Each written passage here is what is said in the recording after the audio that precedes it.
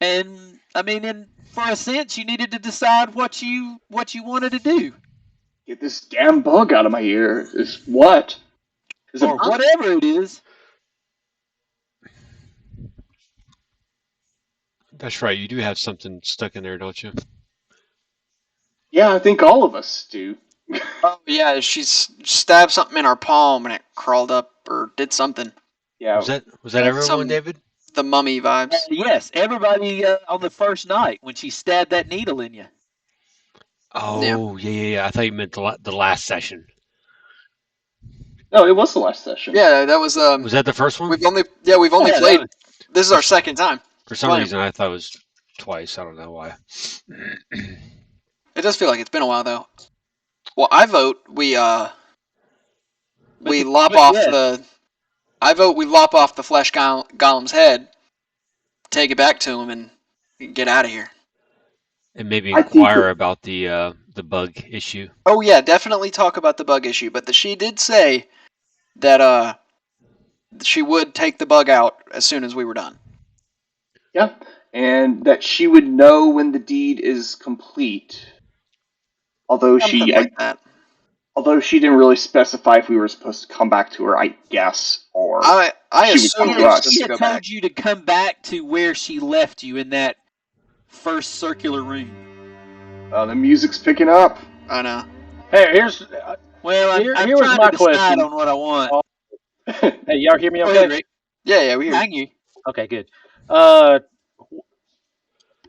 These guys came from this direction here, right? Yeah. Mm-hmm. All right.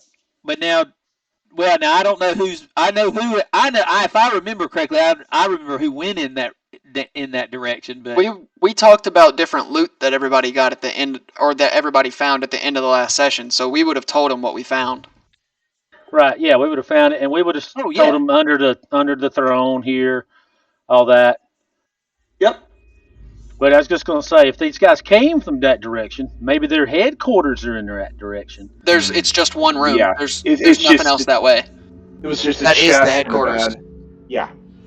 Oh, okay. Yeah, right, it's just a room. I hadn't been in that room yet. Yeah. No, it's just the bedroom. However, how many people went in that room or not versus not? Yeah. However, we have not been up to the northern areas. That's correct. No one has done that. So that would probably, if we wanted to continue to go that direction, be the way. However, I would much rather get these, things out of our heads. I agree with that. Since that was their headquarters, though, or at least looks like that's where they had coming from. Is that where they were? How many beds were in there? Because I hadn't seen it.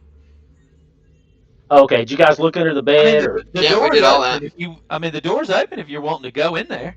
Yeah, we looked under the beds, we searched all the chests, and in the box under the lantern. There was nothing really special about the lantern. Okay. And did it have is that the one that had continual flame on it or not? Or was there one? There was nothing about. Yeah, I don't know what you're talking about. Okay, never mind. I thought I remembered somebody saying continual flame, but I guess not. Never mind. No, I vaguely remember that too. Yeah, that's weird. Now you're probably talking about where you were held captive. Okay, then never mind. All right. Yeah, you're thinking back where you were held captive, which if you zoom out far enough, you should be able to see the direction that we came in. You should be able to see where you were held at the very bottom right versus where you are, which is the very upper left. Okay. Wow, that's a big map. If that's okay, Dave, or if y'all guys don't mind, I'm gonna check and see if there's any secret doors in this area. Okay. I think that'd be wise. Have at it. Now, before you guys do anything, remember, what David's doing. Yeah.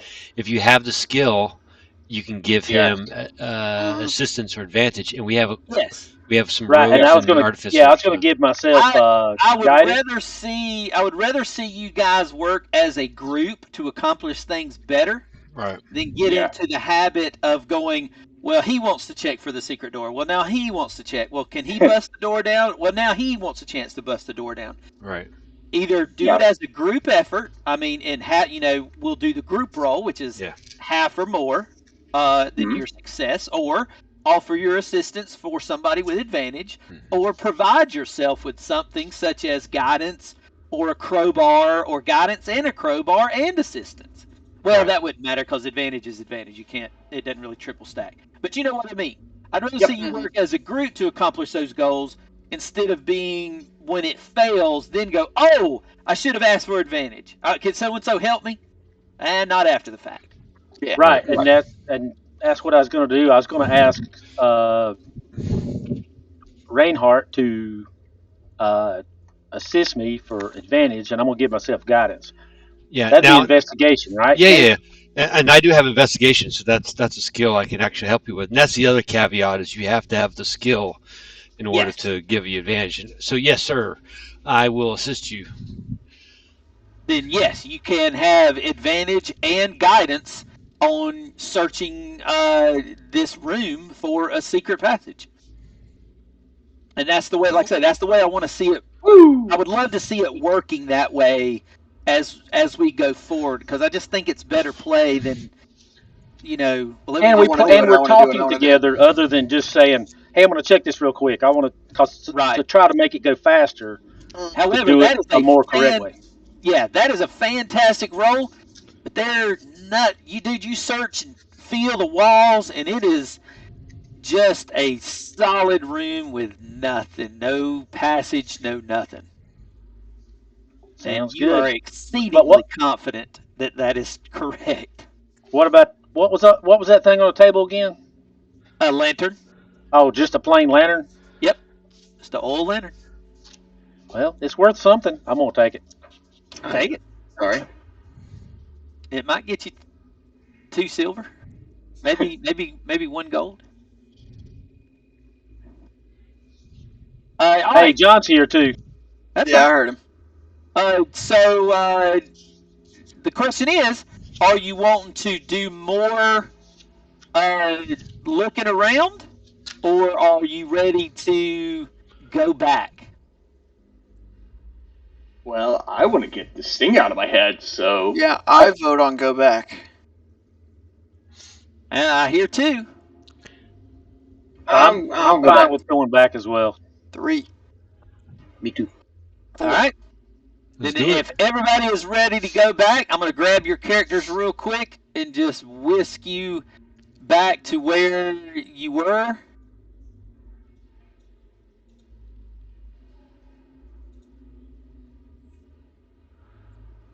Is there a way to get the hit point tracker on top of the characters? On top of everybody's characters instead of just ours? It makes it easier for healing spells and stuff if you don't have to ask how everybody's doing. So it's only showing up for yourself at the moment? Yeah. Yep. How about that? Did that change? Did that change? Can y'all see Ichiro?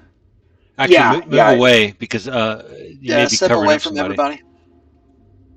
Yeah, I just got it. No, I can see Dawson's, but I can't Ichiro, but I can't see anybody else's. Yep, hang on. I'm having to go through. Try again. Yep, having to go through people's. You're good. I'll probably that does it. To do some fiddling with the main token, because once we quit using this map and go to a different map with like I say, a new token, what I just did won't save itself because I'll have to go through and do some. Did I miss anybody? Can everybody see everybody's now? You missed Reinhardt. Reinhardt? Well, yeah, I can see myself, so I trust but we you can't guys. see you. Yeah. Can't see you. Ricky's. Can't see Rick's. I don't even see Rick's token. Right here. Oh, that is. I'm sorry. I thought that was Reinhardt. My bad. Everybody. Yeah, that's everybody. All right. As y'all come back to the room that you started in, a number of hobgoblins are standing before you, and behind it, you see the large Etten woman / creature. bugbears, hobgoblins, whatever. Hmm. It was a quick and easy token I could get. So she tells you that the deal is done, and as commanded by her chief, you are to be set free. She says, and so it shall be. And she just kind of flicks her head and headbutts the other head of hers. Just kind of bam! Ow! And it turns a bit, and while like it's looking off into space or whatever, it says, release them. And the head focuses a minute, and that magic that had went up into your head, you feel it come back to your palm, and it starts to ooze this inky black liquid where she stabs you in the palm. And as it pours out, that ink, it just spills out onto the ground, and you can just wipe it off on your pants. And she says, with that, you are free. She says, if you want true freedom, she says, and she points to the east up the stairs, the 5, 10, 15, 20, the 20-foot wide passage to the east. She said, go that way, and that will lead to your freedom. But if you ever come back to the southern side of the dungeon, I will not be so compliant. Wow. And so she just starts heading back down with her horde of hobgoblins and starts moving. They all just start simply moving back down the passage. I guess we'll never know what's in our head. That sucks. She says you are free. Do we feel any pain from this this bug inside us? I think it would be more discomfort given the magic item than or disgust.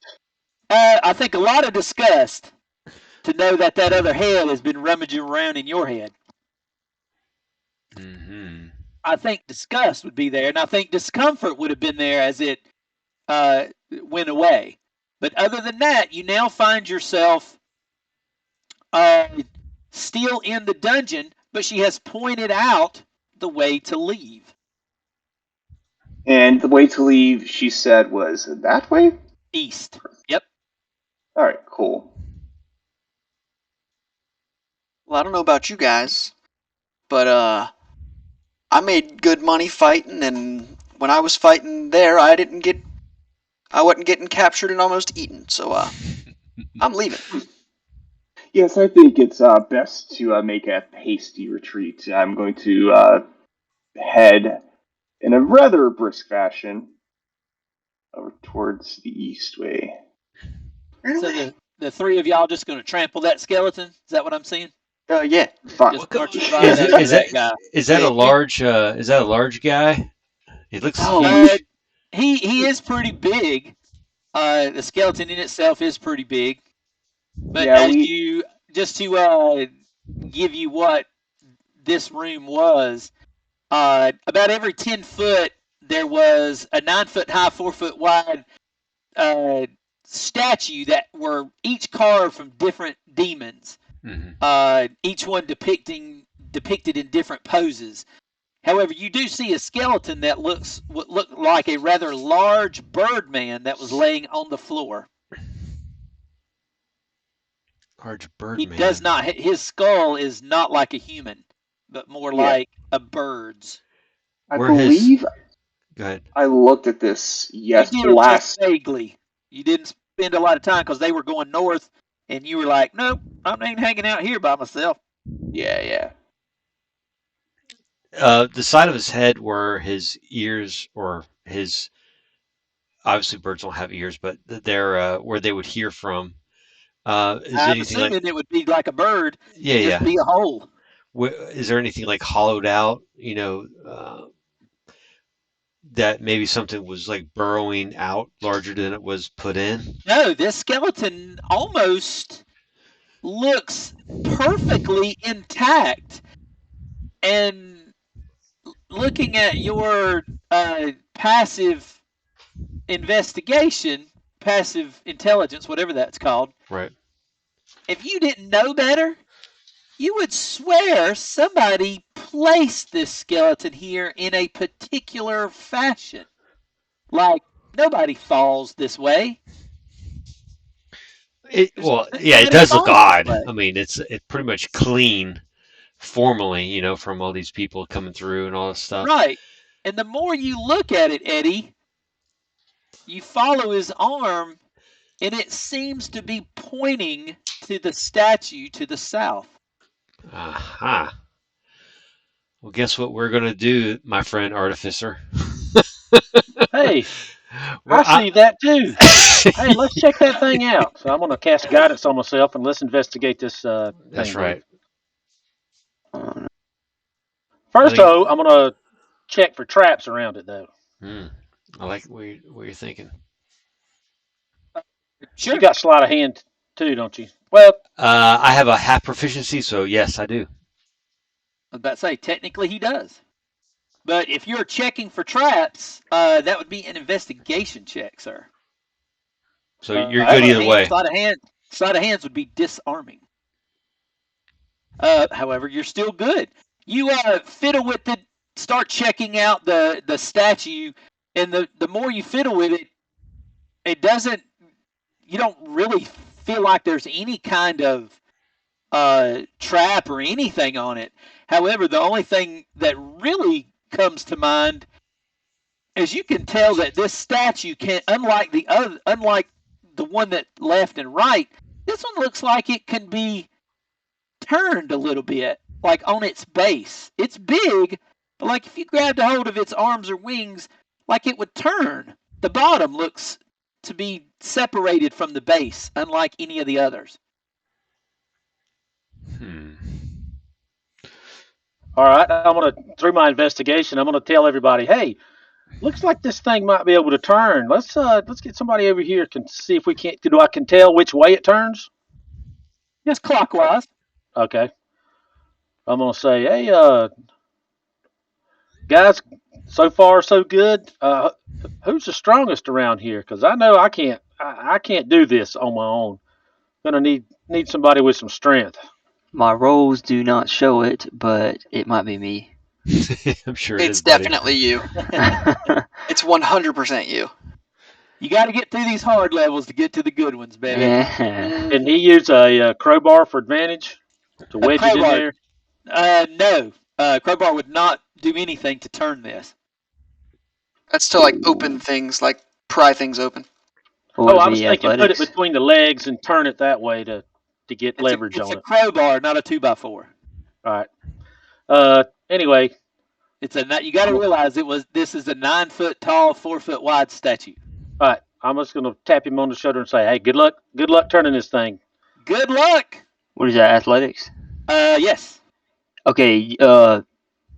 Reinhardt, you have what? You said half feet. What is that? Jack of all trades. So you have a half feet in athletics, right?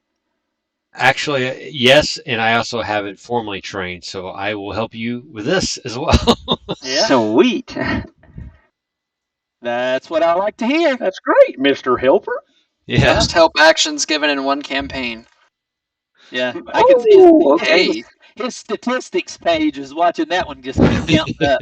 Your rolls don't show what now, Dawson? Anything. I'm showing a nat 20 today. Exactly. Showing a nat 20. However, with that, you got no problem turning that. You greatly exceeded. Now, why did that completely disappear? Son of a gun. Anyway, we're going to have to back step on that one. Boom. The second you do it, a secret passageway opens right in front of you. Ooh, okay. Nice. Pat the fighter on the shoulder and good job. Then I step back. You go first. You go first. Pull out my crossbow. Can we see any light coming out of that thing, Dave? not even a speck. I'm gonna say, hey guys, if However, you guys want to hold on a second, what you can see with your everybody's got dark vision, correct? Everybody except for... No, everybody does. No, everybody does. Oh yeah, that's right. John changed his thing. Right. What you can see with your dark vision, even with all the grayness, all the shades of gray, you instantly go from a extremely well-built, smooth stone hallway to what looks to be a rough-hewn, carved tunnel. It is not like the rest of the dungeon you have looked at all.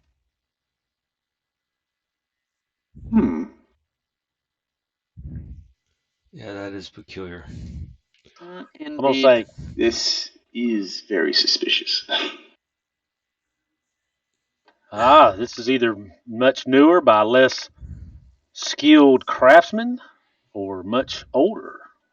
So in front of Itachi's body, and I will get a little closer.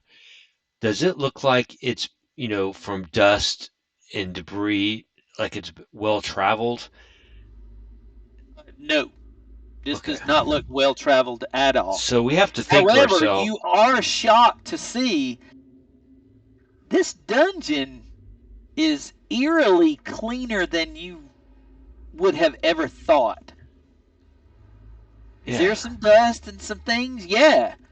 But you're a little shocked at how well this whole entire dungeon is.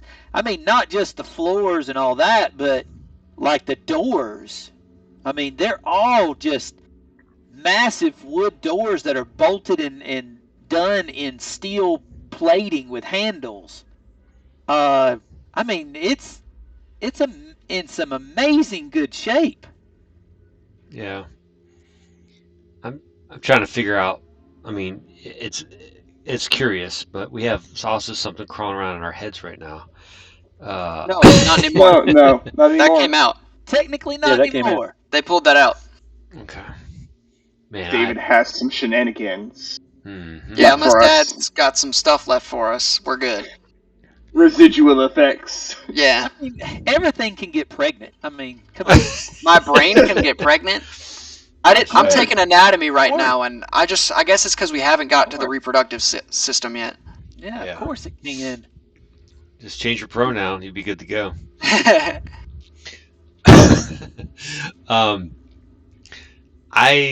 I'm curious. The curiosity cat has bitten me. Mm-hmm. Hey, that's my job.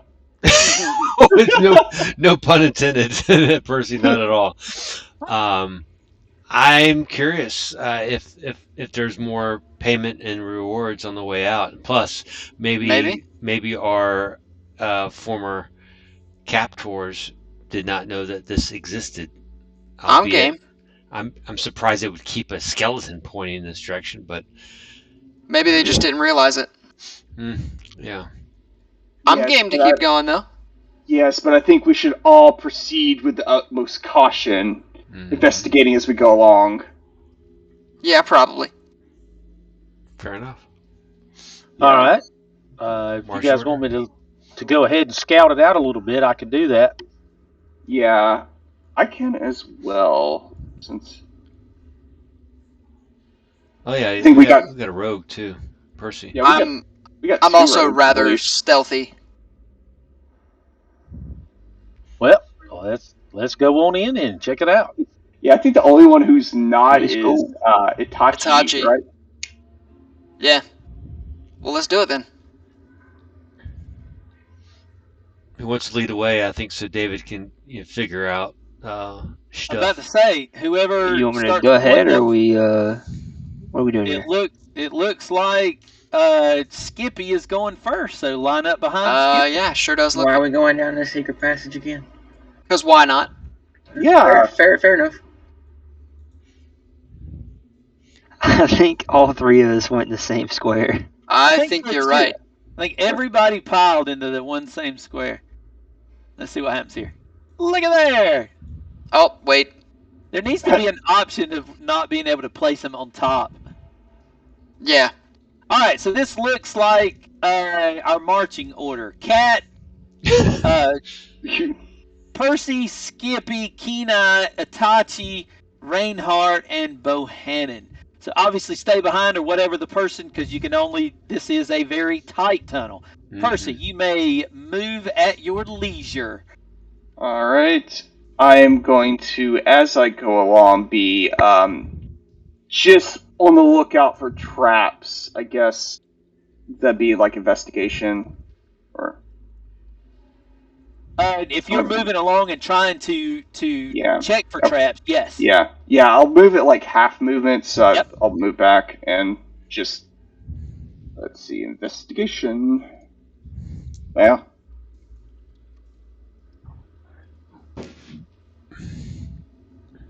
I mean, it looks pretty much unused, but you definitely don't see any kind of traps happening. However, what you do see is it does seem to be opening up into a larger space at the end of the tunnel. Looks like you can barely see that. I kind of like turn around and as quiet as possible be like, looks like it opens to a larger area. Be on your guard. There could be enemies. And I'll guess continue to move up. All right, as you move up into here, you can tell that the whole room seems to be slanted a bit to the west and away from you. The room looks to have a large bit of debris around everywhere, the walls, the floor, everything. As it kind of tilts, the whole room looks to tilt off and to the left. It's at a degree that you can simply tell by looking at it. Huh, that's odd. And I'll come up right into the outcropping. Oh, this is... You look into the room and you see what looks to be another passageway over to the southwest. However, as you look immediately to your right as you come in, you see a statue of a massive creature with fins that look to be coming out of its face, and it has 4 arms with these swords in every arm, and muscled arms and legs with these webbed feet.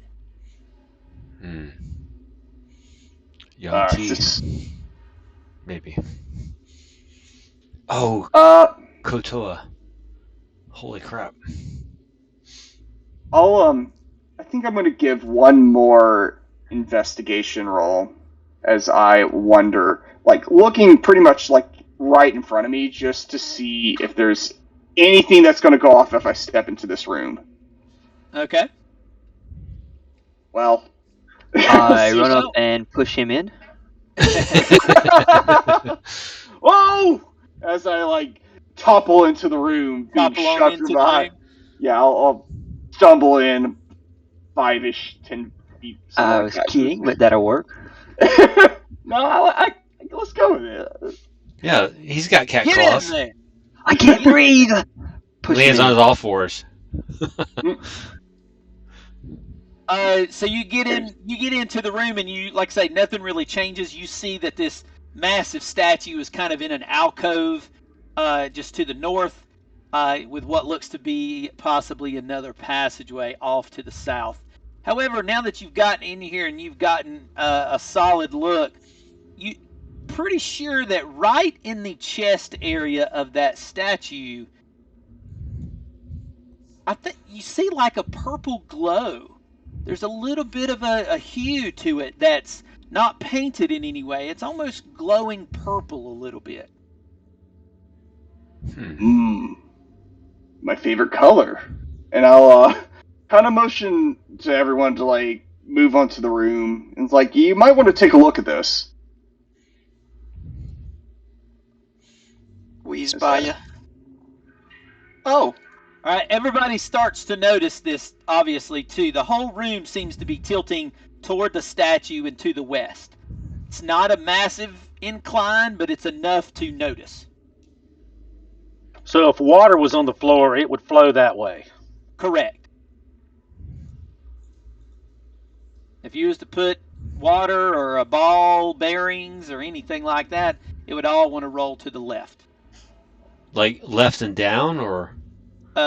Mainly left.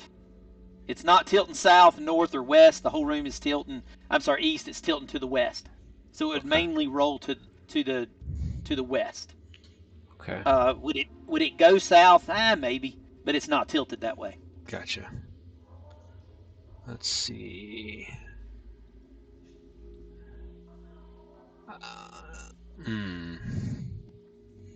I think I'm gonna go up here and I'm gonna verify that.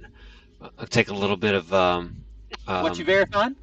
The slope of the room. I'm gonna take a little bit of my oil from my oil flask, and I just want to from where I am, I want to put it into like a seam and confirm that's going due west as opposed to southwest. That it's actually going to flow that way? Yes, sir. Yeah. I mean, you pour it. I mean, the whole room is at a grade, so that when you pour liquid on it, it all starts flowing over to away from you to the west. And from my time on board a ship, I would know that typically you'd want water to run off the sides and not collect anything, whether it be blood or fish guts or anything else like that. So this is odd to me. Is there anything like growing, like fungus or anything on the side here that would no? You don't see anything growing in this room. It still looks to be of stone, but this room seems to have unlike where you've seen everywhere here, an abnormal amount of debris. Okay. I'm going to raise my left eyebrow and kind of point to the artificer, or not point at the artificer, but point towards the wall and look at the artificer and just kind of like shrug my shoulders like, And this is definitely a way to get liquids to flow one direction. Really? Wow! No way. Man, you guys are smart. You guys are smarter than me. Peed in that direction, but I'm gonna come up to the statue. I'm looking at it, and now this particular gem, Dave, you say it's glowing. And yeah, but I said nothing about a gem. Oh, I thought you said something in the chest was glowing. The chest seems to be glowing, but there you don't see any kind of. Oh, okay. gem. I'm sorry. The chest, something on the chest is glowing, or the chest itself is glowing. The chest itself seems to be glowing with a very light purple hue. Okay, I'm gonna say.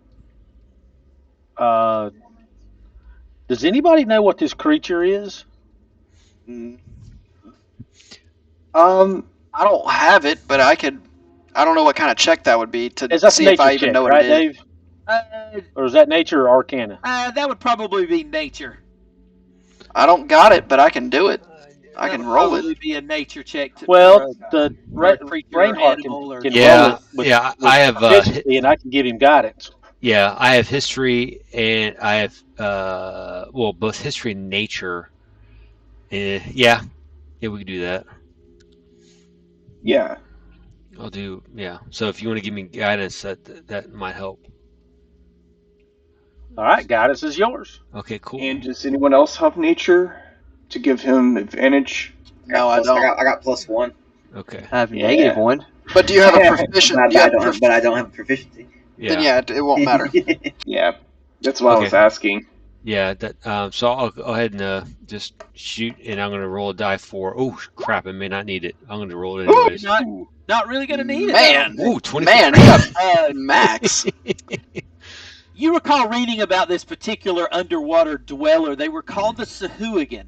Oh. Four-form creatures of the deep that were known for just being some of the worst creatures in the water, the Sahuagin.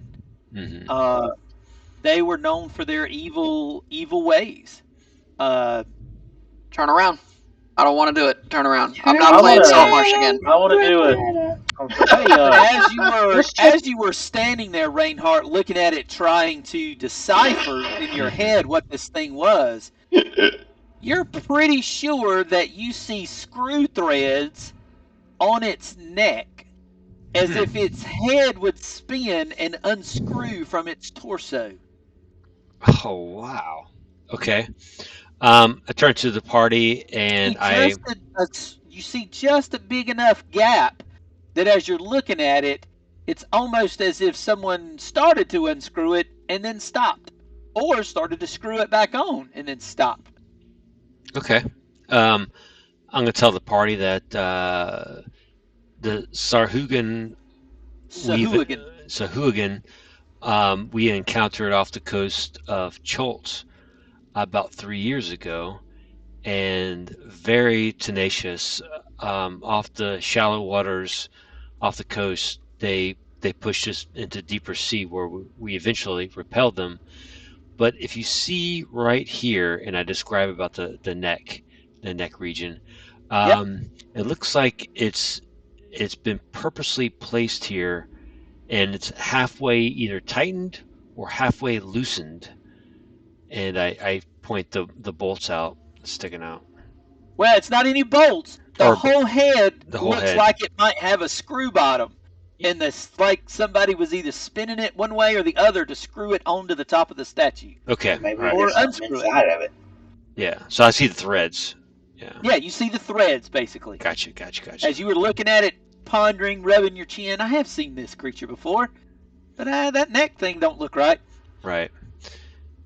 All right. And is it which direction is it looking right now? Just forward. Okay, like right here. Yep, looking forward, like the whole body is just looking, faced forward. Okay. My recommendation is to see if we can get this head off. Maybe there's something inside it. The cavity. Yep. Get up there, big man. It's all you, homie. Big man being Itachi? Mm-hmm. Big man being Itachi. Get up there, still man. Somebody would get a con save? Yeah.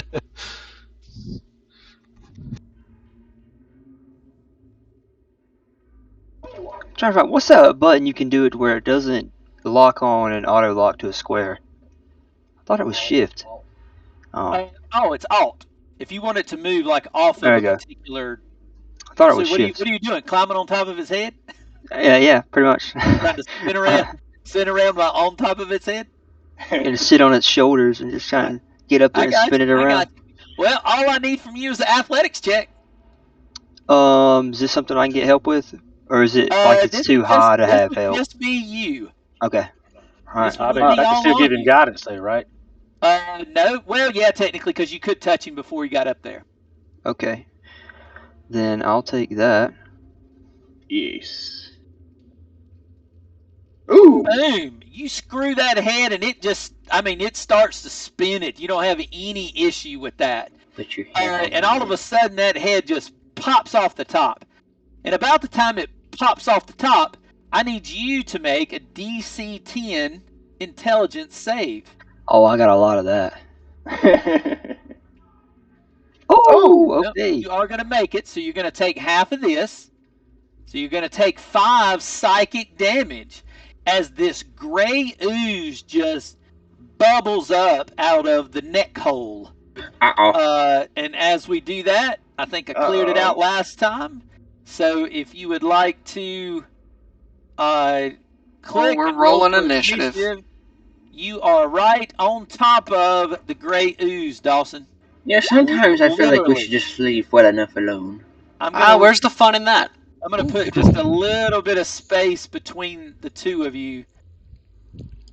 But you are literally on top of each other as a gray ooze just comes up bubbling out of the neck hole. Sweet. Let's see how fast I am. Oh, I'm kind of fast today.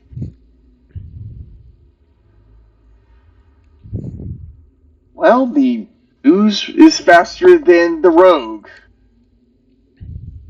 Well, he was already there. That's chalk it up to surprise, man. Yeah, he was already there. Yeah. And it was a surprise round.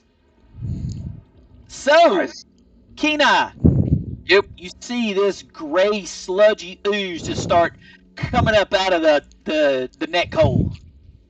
Can I punch it from the floor? Can you punch it from the floor? Give me Maybe one kick it. quick second. Headbutt? Yeah, go ahead and put your head up You in know that what? ooze. Yeah, I think you could get up there and smack at it. It is 6 feet high. So I think you could probably get up there without too much trouble at 6 feet. Yeah, no problem. You could do that. Well then, here's 2 unarmed strikes.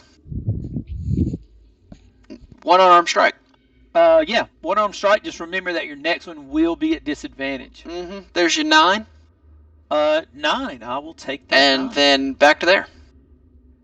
It kind of feels a little slurpy to your bludgeon attack. Nice. Ew. You know what I mean? A little slurpy. Half damage. Got it. A little muddy. It's like slapping the mud. Yeah, a little kind of. Yeah, I got you. Yeah, I figured you did. All right, Itachi, you're up. A 16 hits the sludge. Oh, all right. You know what, Ethan? I'm gonna do something real quick because I want to set a precedence for you here moving forward. For me? Yeah, for everybody. Oh, okay. 12 slashing. Is that correct? Yeah. You got it. On your 1, Yeah. I want you to roll again and see if you hit Itachi's armor class. Okay.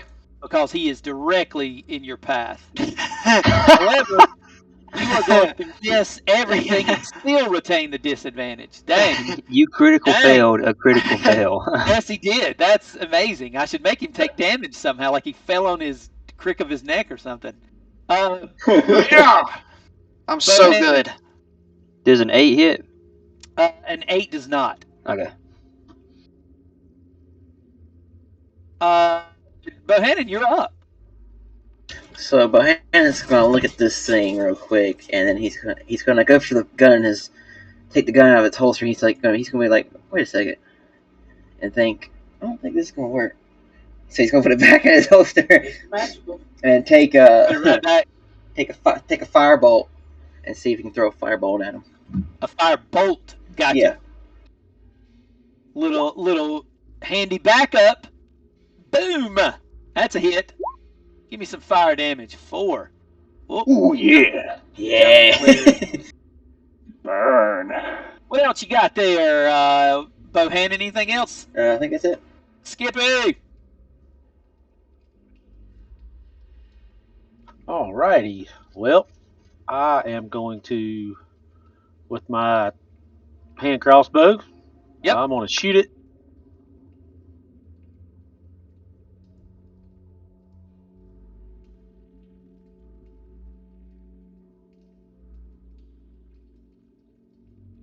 See if you hit. That's a hit. So 13, right? Yes, because Itachi is right there. Anything else? I'm going to move back. You got it, Reinhardt. Yeah, seeing this thing and looking at his hand crossbow, I'm not sure what I'm going to do. So I'm just going to go like around the overall edge. And, kind of looking for a weak spot. And I'm going to give... you don't really see a weak spot in the ooze. Yeah, no, I understand that. I'm just trying to justify my movement. And I'm going to give Percy the assist action or help action with this attack. Okay, you're going to use your action to help Percy. Yeah, maybe like, kind of faint, like I'm going to attack it. Right, right. The visualization. Yep, And yep. give him the assist. All right. Okay. To the psychic ooze's turn. Itachi, this pseudopod of ooze just kind of comes out of it and tries to smack you, Itachi. Does a 14 hit you? Ooh, no. All right, you're good to go. Percy. You have advantage. Yep. Oh, I jumped too many. You have advantage on. Wonder why a round divider's going nuts here. All right. You have advantage on one hit. Your first hit. Nice. I'm going to move 10 feet right there, and let's see if I can actually get this to it. Yeah, there we go. 18 hits for 9 damage. Nice. And we are going to move away. So that was 10, 25, and then 30. Oh, okay. Anything else? 30, and if I am far enough in here to be... Am I far enough, when I say in this area, to be not visible to the outside? Or... What do you mean, outside? What? Like, to the ooze, I guess, however it interprets. Can the ooze see him? I think is what he's asking. Yes. Okay.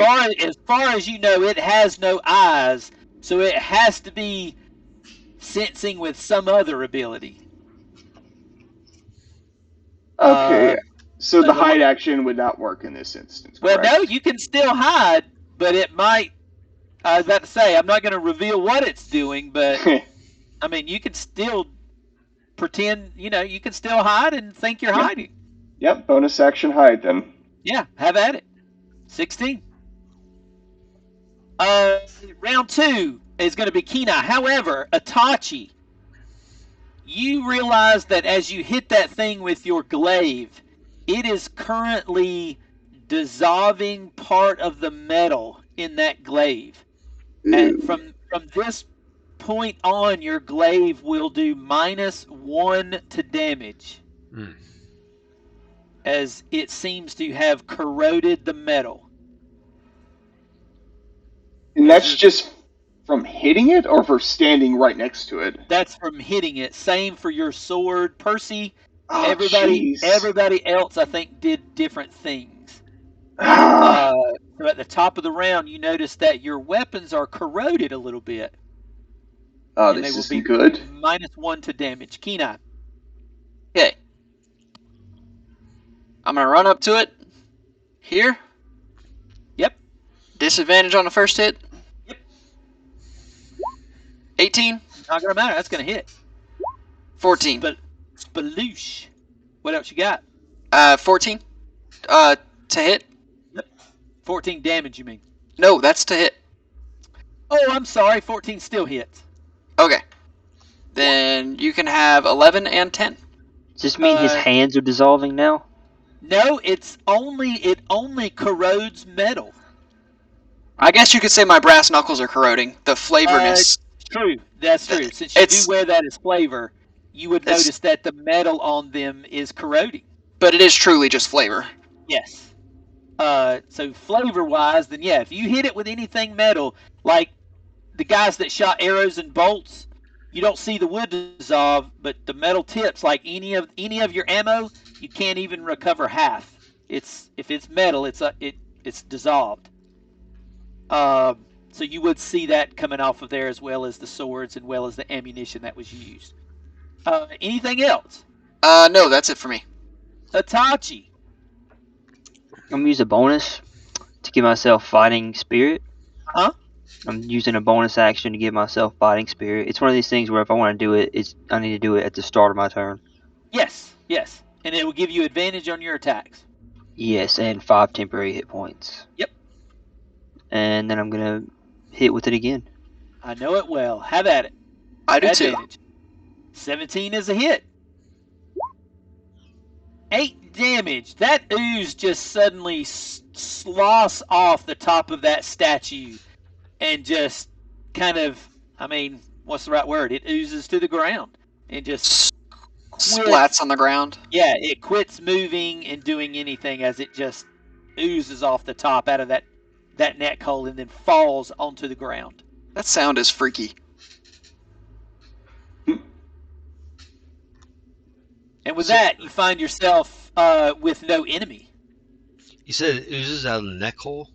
It did ooze out of the neck hole, but with that last hit, it just the whole thing just quit being cohesive and just fell like liquid just out down onto the ground and just kind of splattered like mud. Well, if I look in it in the neck hole now, is there anything in it? Now that the ooze is gone?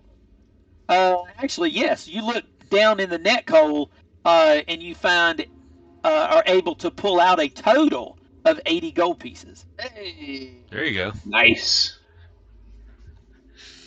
Unusual spot to keep it. I'm gonna say, hey, let me see your weapon there. I curious. Try again. Yeah, it's. What is it with you and not being able to say like words? He couldn't say adamantine. I know. Itachi. That's it. Itachi. It's one too many Sam Adams before we play. I just don't think he can speak English. I'm gonna say, Hitachi. It looks like your weapon it's gotten damage hitting this thing. Let me see it. I want to try something on it. Sure. All right, I'm gonna pull out my tools, Dave. Yep. And I'm gonna, as I'm using my tools, of course, I'm gonna cast a mending spell and see if I can repair his weapon. Well, you notice it doesn't really do anything to repair it, because as mending, it has to have all the pieces of it, and it simply dissolved it and corroded it away. There was no pieces to bring back and mend together. So it corroded it. To fix this, he will have to go to a blacksmith and have it resharpened and re-metalworked. Is that something? I mean, I've got my smith tools. I'm proficient in smith tools. Right. You just don't have any kind of ability to do it here. You have no way to heat it. You have no way to really sharpen it. You have no grinder wheel. You have none of that with you. It would take it would take a shop to repair that -1 to damage. All right. Repairable, but just not on the fly. A little bit, yeah. Do I see anything down in this cubby? No, you see nothing down in that cubby. Hey, Gippy. Yo. Come over here and see if there's another secret passage. It's just this random cubby. This random alcove. Hey, let's check it out then. Hey, investigation, correct, Dave? It is. Yeah, I can give against system as need be. Come over here and look at this with me. I'm gonna cast guidance, and here is the investigation room. Give it a second. See how it works. You give it a good eyeball, you find nothing. And 18. Find a lot of just random debris, but nothing. No secret passageway, no nothing. Well, didn't look like there's nothing here, guys, in this area. I guess not. Do we look over here where the oil? Oh, true. Where the water flows. Where the water went. That's true. Is there any, just using passive investigation? Does it look like where the water would go to? You look around that whole little area, and there does not appear to be a secret passageway there. All right.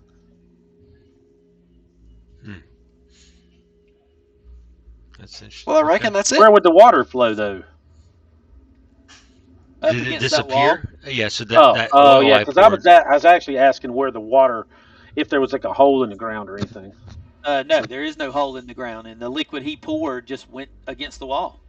I have a theory that at some point this room was filled with water, and some Sahuagin were living in here. Like just a theory. Just a theory. Hmm. Is there anything? I don't know if it mattered. Is there anything on the floor over here in this cubby? I didn't know if you were saying we were specifically looking at the walls or. You looked at the walls and the floor and the ceiling when when you're looking for secret passageways. It's I gotcha. No, just random dirt, debris, rock, nothing out of the ordinary. I mean, you looked at it really well and there's nothing there. All right, just making sure. Yeah, 18. Pretty good. Then I reckon we got 80 gold, and it's time to move on. All right. If you'd like to move yourself back out to the skeleton, and let me know what you want to do. Skeleton.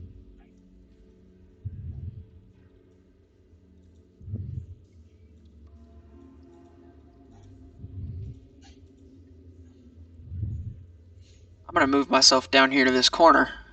And as we come back up, the skeleton gets up and is like, Right, "Hey, thanks for getting my gold."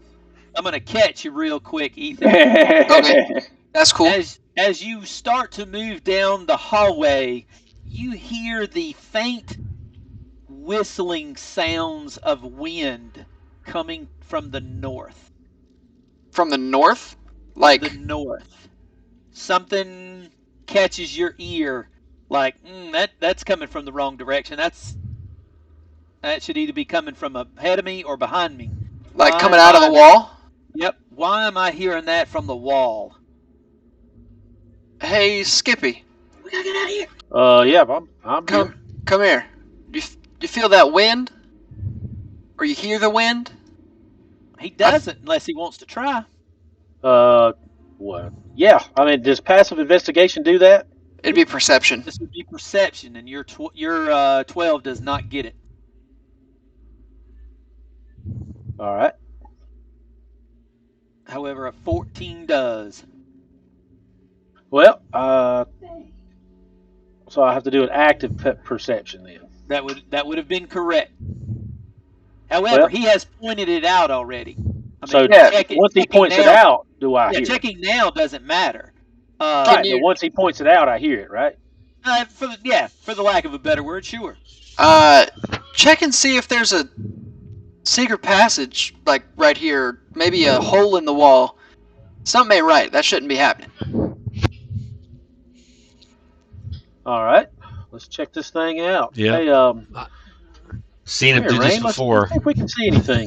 Yeah, give him assist action, point things out, and have his way. Yep. Yeah, you give a good look at that thing, and you find no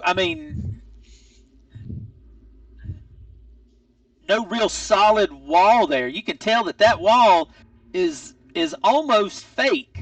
That as you tap against the real wall to the other wall, you know it's not real. And just a really good little push, and it opens up.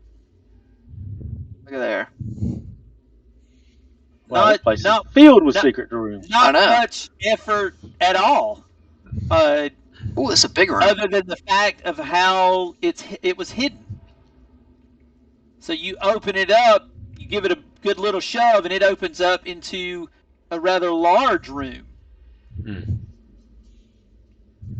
This is interesting. And so when you look inside, you see a pretty empty room except for in the middle. You see an unadored wooden armor stand that just is sitting right in the middle of the room. You see one suit of armor that seems to be well placed on it.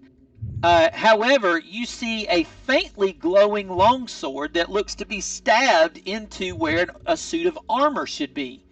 And at the base of the stand, you see what looks to be the skeletal remains of a hand amidst a lot of dried blood. It's the hand of Vecna. Yeah, instead of throwing out a deck of many things, I'm just throwing out the hand of Vecna right here. The artifact. Mm-hmm. And all of a sudden, this dragonborn paladin comes in, takes it, and disappears. In the game. Thanks for playing. It's been fun. Yeah. Everybody go back to your respective video games. And so that is really all you see. Okay. You said a faintly glowing longsword.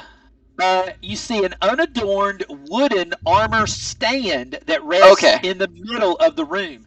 There is a suit of armor on that stand. It would normally hold 2 suits of armor. There is one suit of armor on one side. However, on the other, you see a faintly glowing longsword that looks to have been stabbed down into the wood where the armor stand would hold it. And then, of course, at the base of the stand lies the skeletal remains of a hand amid stains of dried blood. Was the skeleton in the hallway? Was it minus a hand? It was not. It was not. Okay, so we need to keep our eye out on a skeleton or a person without a hand. Yeah. Screw it. I'm gonna try and grab the fancy sword. Okay. Hey, hold on. I'm gonna say, hey, hold on before you do that. Let me see if I can identify this thing before we do that. I said it. I said it already. I'm just grabbing it. Get out of the thing. Yeah. And it. I mean, it's a really nice feeling longsword. All right. What if I look to everybody and say it's just a longsword? What if I try to grab the armor? You reach over and grab the armor. Doesn't have any issue with picking it up. It looks to be of a chainmail variety, but when you try to pick it up, nothing. Okay. It's sweet. Is there any blood on the longsword? No, there's no blood on the longsword at all. No blood on the longsword? Just a severed hand, dried blood, a sword, and some armor? Yep. Okay. It's an Easter Hey, egg. let's check. I'm gonna look around at this desk then and investigate around the desk. It's an armor stand, not a desk. Oh, just an armor stand. Yeah. Well, sounds Can I good tell- to me. Hey, let's take a look at this hand and see what kind of hand is it. If we can see the bones of it to determine what kind of hand it is. I mean, it looks human to you. Okay. It has all the structure of a human hand. It's not got claws or anything like that in it, or talons. All right. It looks like it would be a human hand. Very odd. And the thing is, it's like this door. There's a door right here, and it appears that it might go out to the hallway that we've already been down. Yeah. This is just a secret way out of the room. Which is very odd. Yeah. To have this here. I agree. I'm waiting on the whisper of "You've been cursed" from my dad. Mm-hmm. I'm eyeing chat. Mm-hmm. Oh, it's coming. It's gotta be, right? Give him time. The last weapon I picked up out of a random place was cursed. Did that in rhyme, so I'm just kind of waiting on it. Oh yeah. You didn't see that, dude. My lion grew to be like 15, 16 feet tall. I was like, he would have grown bigger if it Yeah. turned out the way it did. I would have been like 4,000 pounds. 21 feet tall. Yeah, it's crazy. That would have been awesome. Yeah, Until you can't fit through a doorway. Yeah, till you can't go anywhere. I'll just stand outside. Yeah, exactly. Yeah. I'll go And to I the was- outside. I'm the frontliner, so they just.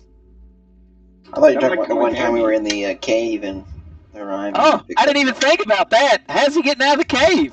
Yeah. Yeah. I didn't even think about that. He can't even get out of the cave. Well, I don't know about you guys, but I'm good to go. Yeah, let's go back to town. Yeah, I think we just need to go to the east, it sounds like. Water Yeah. our throats. Doing anything with the armor or leaving it? I Let's, picked it up. Yeah. So let's- you're let's dragging take- the armor and the sword? Yeah. Okay.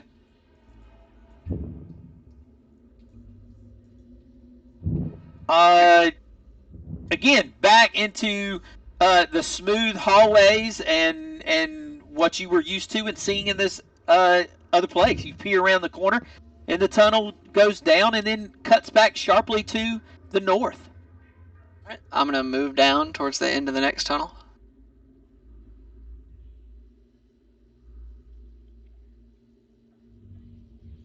You notice that the north suddenly opens up largely to a room at the end of that tunnel and to the west. It looks to be a rather large room.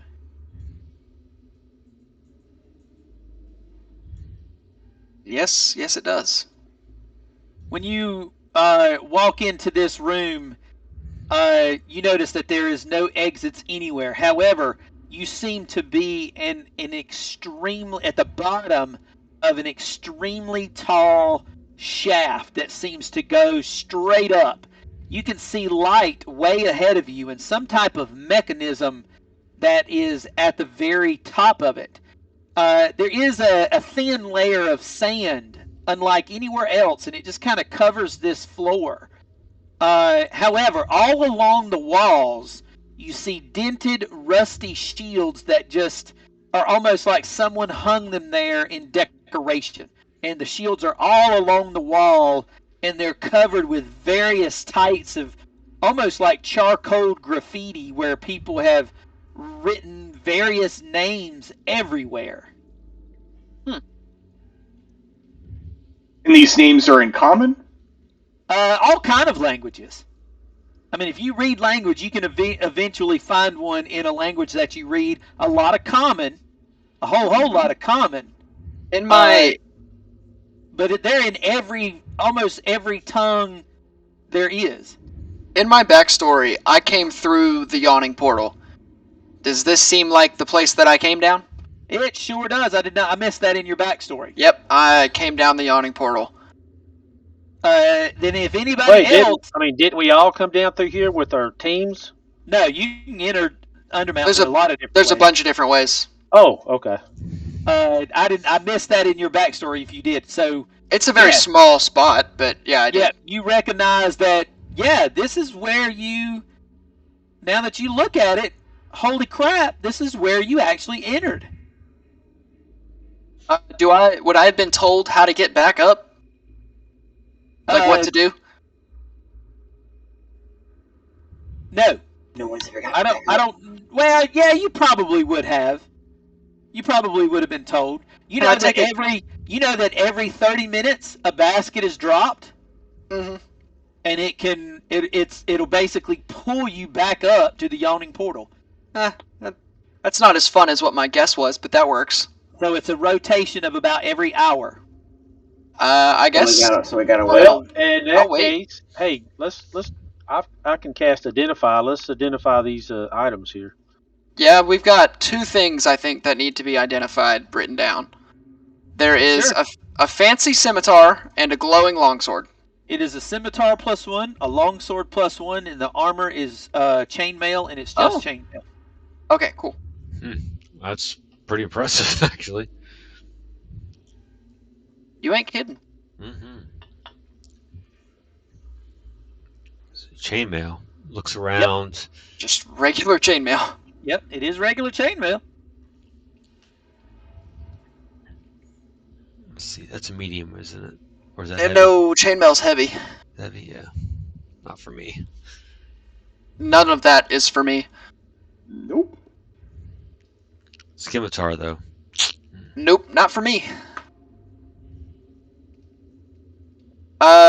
I guess, I don't know, does anybody want those? Ain't for me. The scimitar? No, 'cause I need a finesse weapon in it. Scimitar's a finesse weapon, and then there's a longsword. So, well, in that case, It's not a light weapon, I don't think. No, scimitars are light.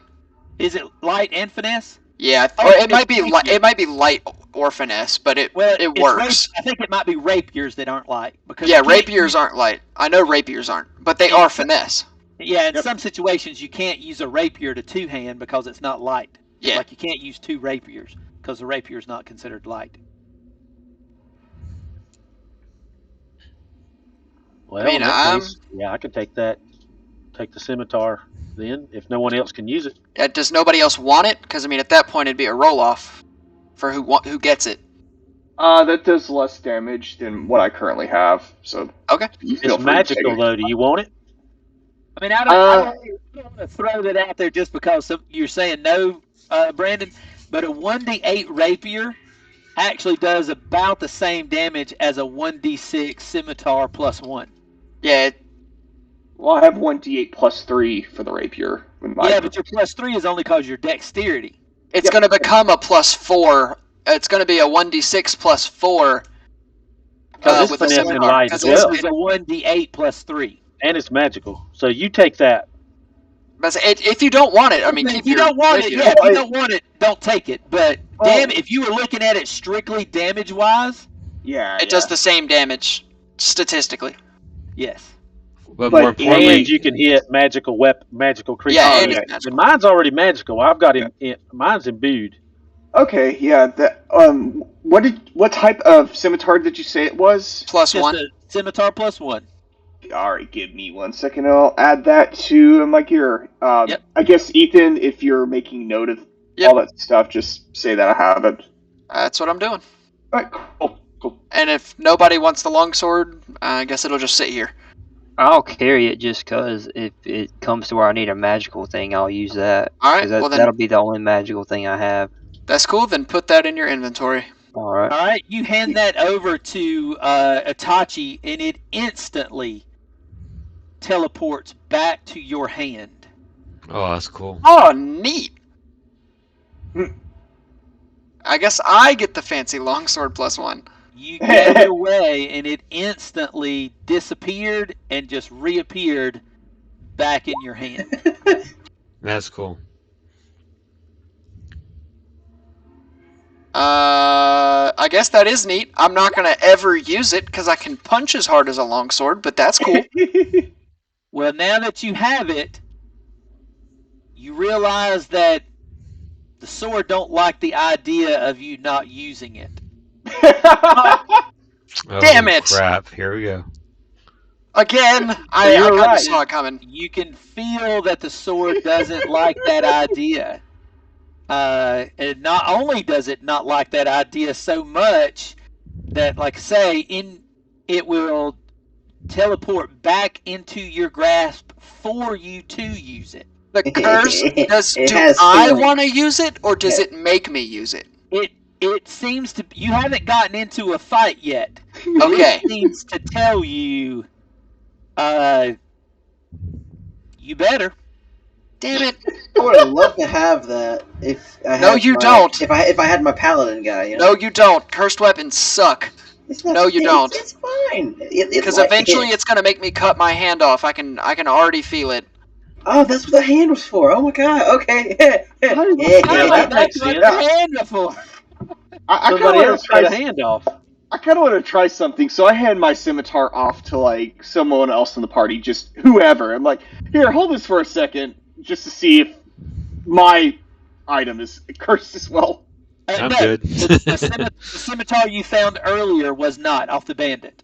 Oh, thank God. I kind of saw that coming, but I was waiting on the whisper. Hey, I wanted to add this too. I was actually waiting on a combat. Until you said, yeah, I'm just going to hand it off. I pick up 2 weapons, and they're both cursed. I don't even need a longsword. I don't even know why I picked it up. Well, is the bucket down at this point? You wait, let's say you wait there for a while, you identify these things, and yes, you hear the slow mechanical nature that echoes a little bit at the top of this shaft as this massive bucket, as big as the dots that you're in, lowers down right onto that spot. Hey, Ethan, remember when I told you sometimes it's best to leave well enough alone? I heard what you said. Most of the times, Percy, you don't have to do anything to a cursed weapon but get it. You don't have to attune to it. It forces an attunement. Not a cursed weapon, just a regular, like, scimitar, like the scimitar I picked up. Oh, a scimitar It's not plus an one. attunable item. No, it's not a weapon that, yeah, when you look at it, it'll tell you that you don't have to attune to it. You just have to equip it. Okay, just making sure, since it is technically a magical item. Yep, not all magic items have to be attuned. Gotcha. All right.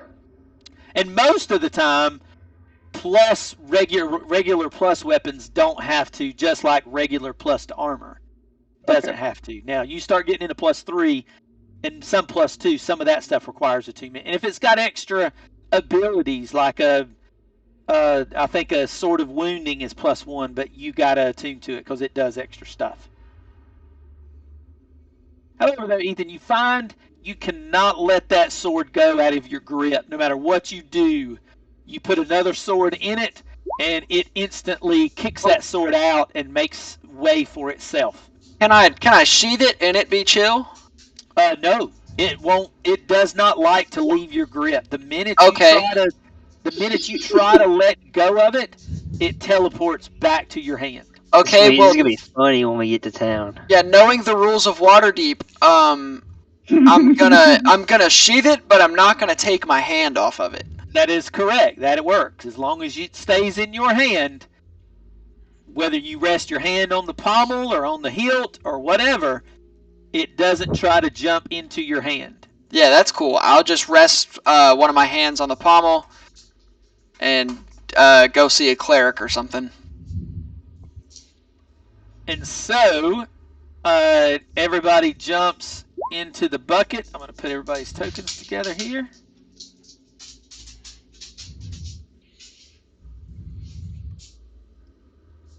And we're going to take a ride. Yeah.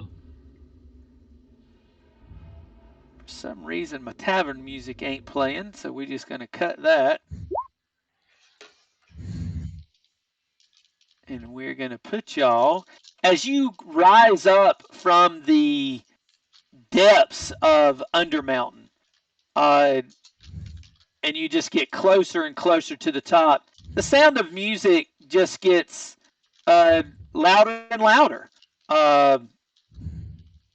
You definitely feel like, there's bar music. Ethan, you've been here before. You know kind of what it sounds like. Let me see if this will play. Yeah. There we go. So, had to get rid of it and start it back. So, and it just gets louder and louder as you continue to go up this dolly-like thing.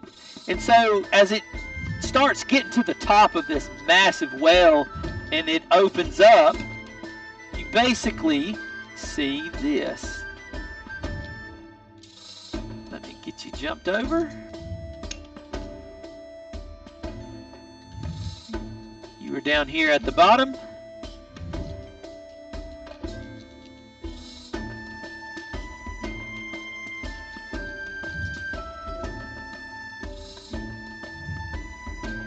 Can everybody see that? Yeah, that's pretty cool.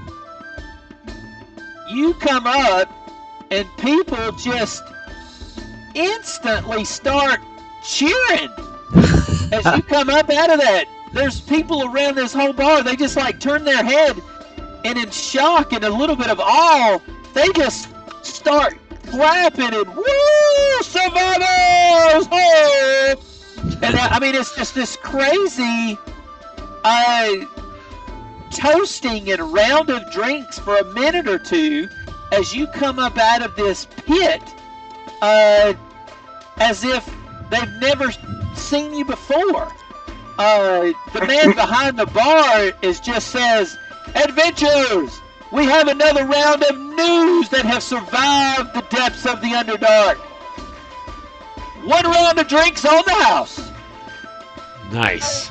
And everybody, yeah, I get behind that. Oh, I think I can deal with that. I'm going to go over. Everybody just cheers at the excitement of you coming up out of this hole, and the only one that really remembers any of this is, of course, Ethan.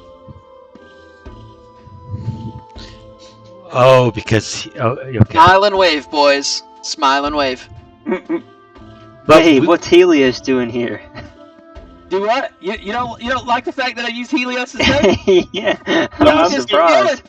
He's just chilling over there. I think Dax's token as well. Yeah, Dax's token Is Dax here? Yep. Yeah. Where's Dax at? I can't find him. Ah, there he is. He's way up top. Eleander's here too. Yep, Eleander's here. There are some familiar faces for the tokens that I can grab. That's funny. Come on, man. You couldn't add Zaris for me? That's kind of mean. Hey, Vigor's there too. I was just grabbing them because I needed more and more tokens. So my character for the mummy one shot's in here. Yep. I'll take it. So you may get off the gondola and move to where you would like.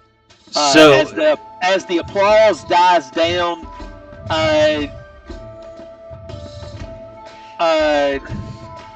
the bartender says, "Clear a path, clear a path," and the people at the bar move away as he beckons you come toward the bar. Dave, this sounds very, very surreal. I'm going to do an insight check to the the group that's here, just to make sure that, like, maybe I have not, like, I'm charmed or being duped by something. Oh, like you a think spell. it's like an illusion is what you're Yeah. That would be basically making an intelligence savings throw. Oh, it saves Look through illusions. Okay. Not really good at that, but let's do it. It's a pretty good save for third. However, you look around. If this is an illusion, it's one of the damn best illusions you've ever run across. Okay. Then I really, in Bard Spirit, I really play off the vibe of everything, and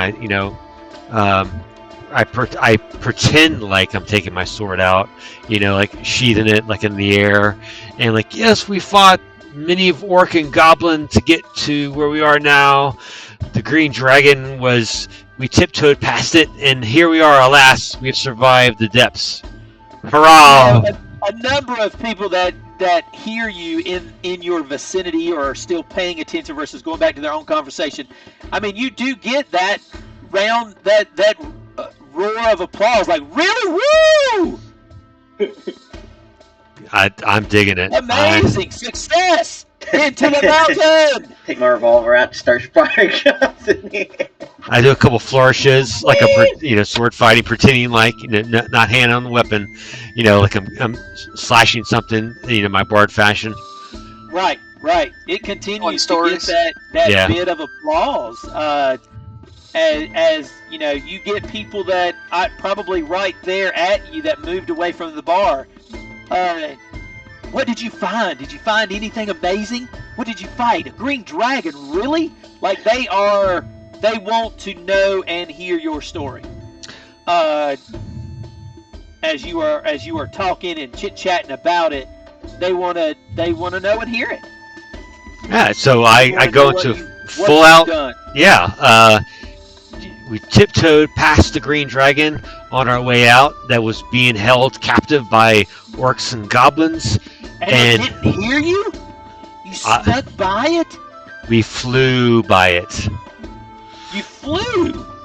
Did you find the ability to fly down there? There was vines that we were able to jump from cliff top to cliff top on the way out from the Underdark. Wait a minute, you went so deep into the Underdark?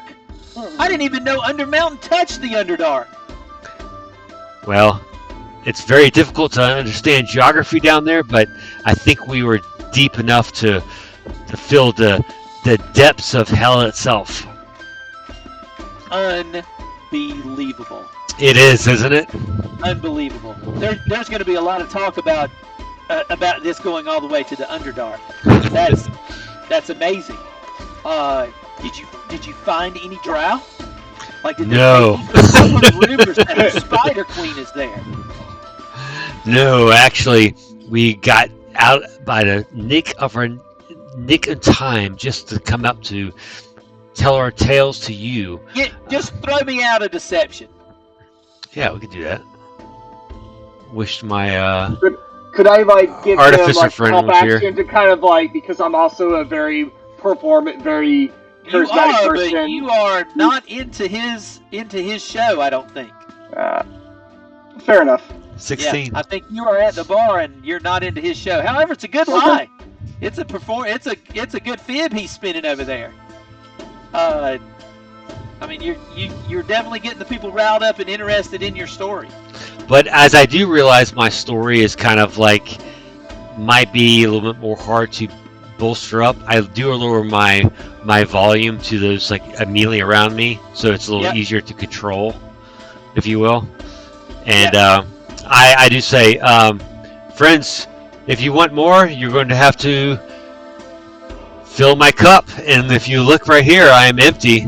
And I jump down and do a bow and go to the bar.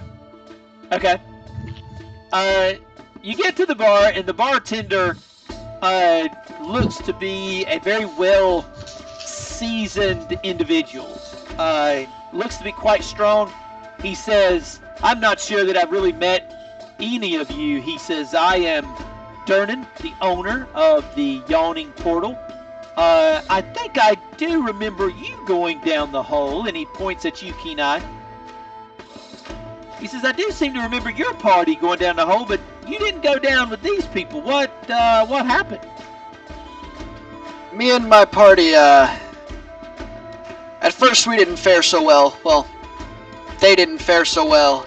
But I met up with these kind folk, and we were able to score some good stuff. Interesting. But unfortunately, my other party members will not be returning. Oh, so they didn't survive at all. You don't know if they're living. I don't believe they are. And Dad, completely out of character, do me a favor. Turn the music down just a little bit. Sure. It's a little loud. I can't always tell on this side. Yeah, it's a little loud. Pour me a gopler there. How's that? Oh, that's perfect. Yep. All right. So, he says, so I shan't be expecting another group of adventurers that I don't quite remember going down the hole to come back? I highly doubt it. Did each of you go down with a different group, and yet you've returned as a group? That'd be correct, yeah. That sounds about right. Unfortunately, the party I went down probably will not be returning to the surface, sadly. Ah. That's too bad. However, for the survivors, the 6 of you, drink at a meal on the house. As all survivors who can make it back after 1 hour, can have as custom demands. Appreciate it there, pal. He says, please sit right here at the bar, front and center. I'll be happy to serve you myself. As a dungeon dweller of the Undermountain, as I have taken on my own at one time in my youth and survived, it is great to see other people that have done the same. Thank you, kind sir. Yeah, I'll settle up to the bar to see, like, oh, what's for dinner? What do you have? I mean, he's got everything from, roast chicken to lamb shanks to everything. He's got fish? all the. Yeah. I mean, he would have fish too. You are technically in Waterdeep. I think Percy would probably order up the fish fillet. Salt and pepper flounder sounds good right about now. So, he looks over at you, Reinhardt. He says, and if you want to keep spilling that tale about Drow and all of that, he said, that's fantastic. But keep up a good performance, because any of the showy stuff, it tends to draw in more business. Not that I'm hurting for it tonight, but keep it up. Keep it up. Well, a good purveyor of tales keeps a little bit extra behind the scenes, if you know what I mean. So, but yes, thank you for your insights. No problem. And as I continue to drink from my goblet, I will go around to each of my new friends and say, if anyone asks, green dragon, orcs, and goblins, to keep our story straight. You get a thumbs up as I'm shoveling food into my mouth. With one hand, by the way. Yes, that's correct, with one hand. I got you back there, buddy. Alright, so Reinhardt is mingling with the crowd. Everybody else is sitting around eating, and it's a good night. You're not even sure what day it is, but whatever it is, it seems to be a good night. And like always, every 30 minutes, somebody comes to the wheel They lower it down.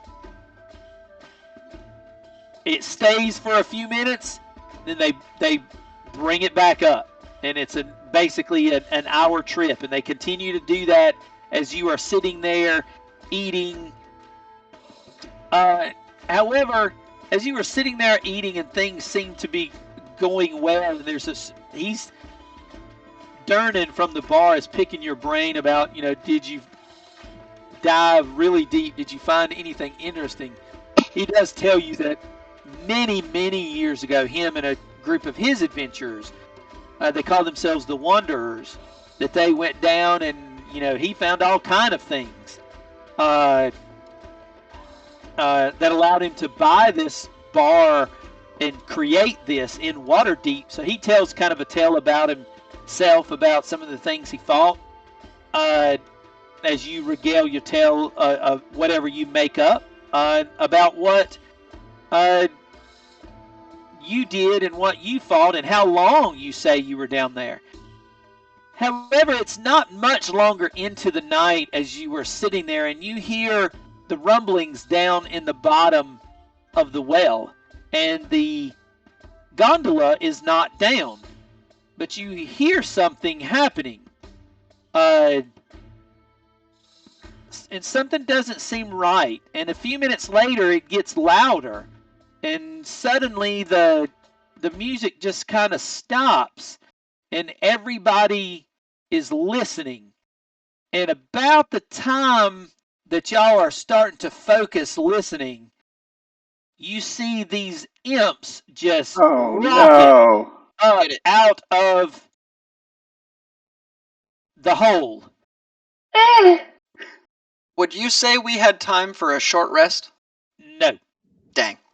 And so as you are sitting there and those imps rocket out, what really catches your eye is the massive arm of a 10-foot tall troll that pushes that gondola to the side and crawls up out of the hole himself.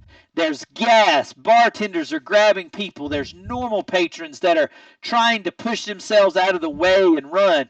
There are some adventurers that instantly draw their sword and look around. Durnan from the bar, he reaches underneath and he pulls out this gleaming two-handed sword. He says, either attack with me or protect the patrons. It matters not. And he just leaps across the bar with this two-handed sword in hand. Nice. And like Durnan. I'm gonna get up, my revolver. Durnan's cool. I like everybody take up arms, fight!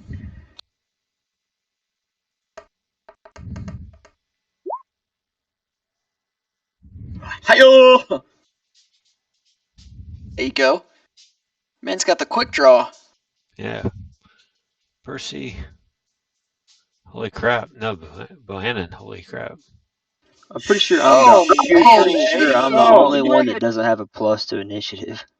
What's your what you call it? They both Dex. Yeah, that's it.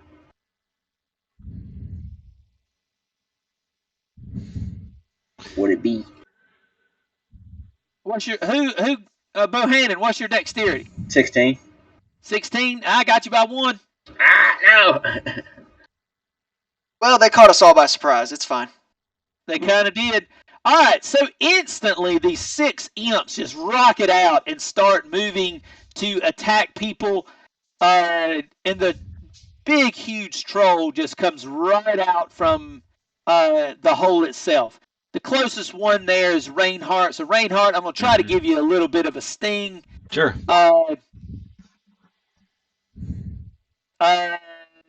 Does a 9 hit you? Just misses. Okay. Then that's that one. You see the imps attacking other people. The troll comes up. I'm going to give it a, let's see, Blue, Reinhardt, and Durnan. 1, 2, 3, 4, 5, 6. 5, 6. It goes after Durnan. What's that dude's initiative? Is it going to be in the same turn as the monsters? Yes. Okay. All theirs go at the same time. You notice that he takes a big bite just right down on Durnan and then swipes him with a claw. But the big behemoth bartender Durnan just flexes his muscles and seems to take that hit, though he is bleeding. My imps have done their action. Trolls did his action. Everybody's done. Bohannon. I'm going to shoot the troll. Shoot the troll!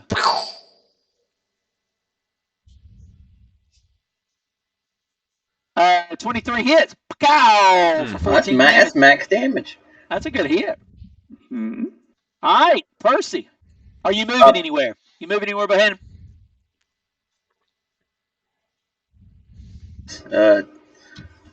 Let's see. I'm going to move. I'm going to stand on top of the bar to get a better view. There you go. Man jumps up on the bar. Percy. Let's go. Percy's going to move 20 feet down here, and we're going to slash. Slash at the imp. Well, that was however, an 8 is not going to do it this time. That was accidentally a sneak attack instead of the actual attack roll. Okay, then try it again. However, a 16 will hit for 16 damage. So you swish your blade and just gut that thing instantly at 16 damage. Ugh. Nice. And that was a scimitar, correct?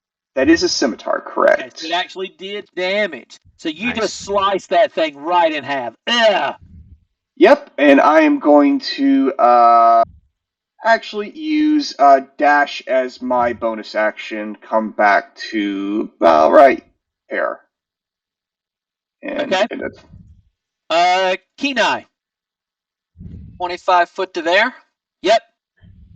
One punch. You reach back to punch that thing, and suddenly your brain just erupts on fire. You take 2 psychic damage as you even think about not using that sword. Oh wow! Do I hit though? However, a 21 does hit. Pow! Give me that damage. Okay. Then you can have this. Got it. I then will pull out a longsword. Pull the longsword out. Yep. And actually, no, I can't. You can pull it out as your item interaction, but I'll pull it out, but I can't hit with it. That's correct. Why can't you swing it and hit it? Because he just attacked. Because I used my 1 attack. Normally, as a monk, I can make an unarmed strike as a bonus action, but I don't want to take any more damage. Reinhardt, unless you're going to move, Ethan. Yeah, actually, I am gonna. I'm not. I might have put the damage on the wrong thing. Did you hit the imp or the troll? The imp. I did the wrong thing. Okay. I am gonna back up 15 feet. You got it. You know what? I changed my mind. There's a patron right there. I'm gonna stand in the way of the imp. Blocker? Yeah. All right. Skippy. All right. That imp right there. I'm going to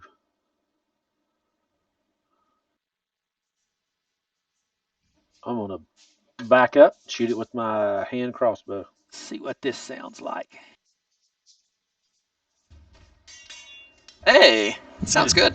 All right. So, you back up, fire the hand crossbow. Let me have it. If it's too loud, let me know. It's good. Always. I shot it with an 8. That is a miss, so that bolt goes sailing. Anything else? Here's my question for you. Sure. Since it's a magical ammunition, yeah. When I miss the target, does it just disappear? Yeah, I think it says it vanishes. Right, okay. It just doesn't change anything that if you were to have rolled a nat 1 that you might not have shot Reinhardt in the back of the head. Yeah, thanks. Okay.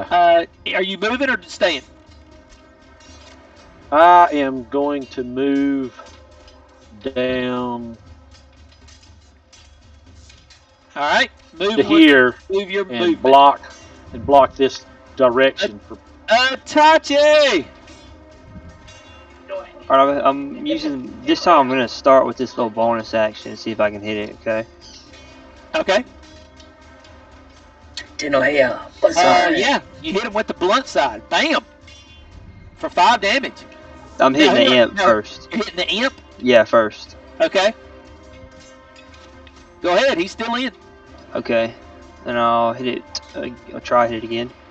Have at it. 20 is hit. If you can do 2 damage, you'll kill it. 9 halved would be 4 damage, so you killed him. And that's it. You got it. Anything? Are you moving or staying? I'm saying. You got it. Staying. Back to my people. Imp flies over. Takes its place. The other imp down south continues to attack. You see imps across the other place attempt to harass and attack the other people. I've got a couple people here within Troll's arm length. Kenai. Let's see, who had I got? I've actually got Rick. Hey, would what's his name have gotten an opportunity attack when he went through him? Not through him. No. Could it go through him? It can fly over him, sure. Oh, yeah, that's fair. So I'm gonna do 1, 2, Skippy, 3, 4, Ethan, 5, 6, Durnan. That's me. 3. All right. You're gonna take one or the other. The bite seems to go back to Durnan, and it misses him. The claw seems to swipe at you, Ethan. Okay. That 14. misses. Misses you. The imp moves in. Reinhardt. Imp tries to sting you. He's gonna miss. Help me remember. Disadvantage next round. Right. The other imps do their thing. My monsters did their thing. Bohannon. I'm gonna go to shoot that troll right there again. Shoot that troll. That first one was a solid blow. Second hit, also a good shot for 9 damage. Does anybody look like confused about what I'm doing? I don't think so. Not in Waterdeep. I mean, other than the fact that you're standing up on the bar shooting. Or what I'm shooting with. No. Because, like I've told you, guns in Waterdeep are not this foreign thing. Oh, okay. Percy.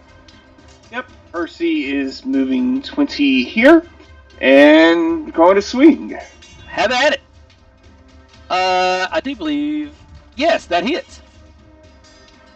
Sweet. So he's that still would up? get sneak because it has no enemies around it. So you're going to do 13, and it is still up. Okay. Yeah. I'll move. Actually, I'll hold my place. All right, hold your place. Kenai. Take a swing at this imp. Swing at the imp. Have at it. 11. 11 does not hit the imp. That's okay. I tried. Can I move through the space of the troll? No, he's only one size larger than you, and you're not tiny. Am I able to get on the gondola and then move to the other side? Yes, if you want to give me a acrobatics check to make the jump. Oh. If you can make an you may make the acrobatics and ever how you want to flare to your full movement on and off. Wow. Sick. And then I'm gonna move. He basically just runs, he jumps. Yep. He's not like a normal monk. He just runs and jumps, and is right up to this imp right here. I can't do anything about it, but I'm there. It was smooth as hell. That's all I know. He does a gainer when he comes off, right? Oh yeah, he does a gainer coming off. He does a gainer coming off the right side. He did a superhero landing and then just ran on up. He looked like the White Widow. Go ahead, Reinhardt. The White Widow. Okay, I think you may have skipped me last turn, but that's okay. If I double click sometimes that thing, please holler at me. I'm fine because everyone else is doing pretty well with the combat here. I am going to swing at the imp's still there.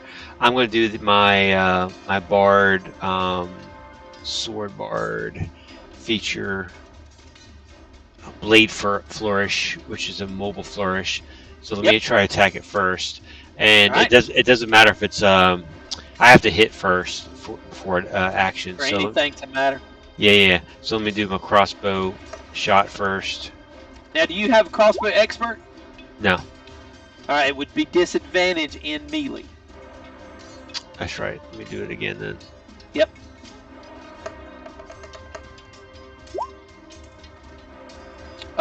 It is going to miss. Okay. They have a 13 armor class and a 12 will miss. Yep, so that's fine. Crossbow misses. So I'm going to move right there. Okay. And that's it. I'm turn. All right. Wait. It gets it failed on last. So I'm going to move away from it because it failed. It messed up. So it gets disadvantage on its next attack. Okay, so you're going to try to run away? Yep. All right. Well, it will take the disadvantage on its opportunity. Here it comes to sting you. 2 9s. I think that misses. Yep, misses. All righty. Skippy.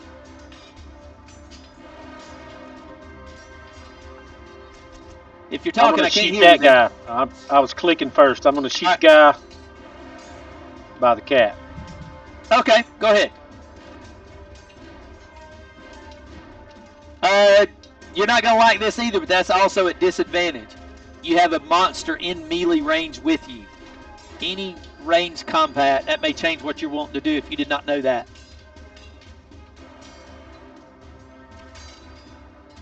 Any monster that's within 5 feet of you, you shoot at disadvantage.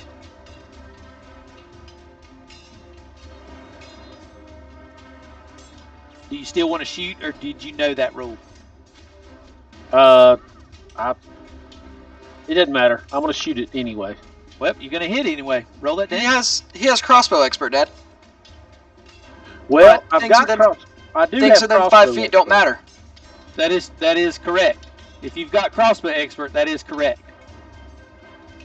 There you go. It doesn't matter. You hit anyways. Yeah, I mean you hit either way. So it's going to take 7. It's going to take 7 damage, and your 7 is magical like the cat's. So that guy is dead. Shoink. Anything else? No. No. Itachi. I'm gonna hit this other imp that's standing right in front of me, I guess.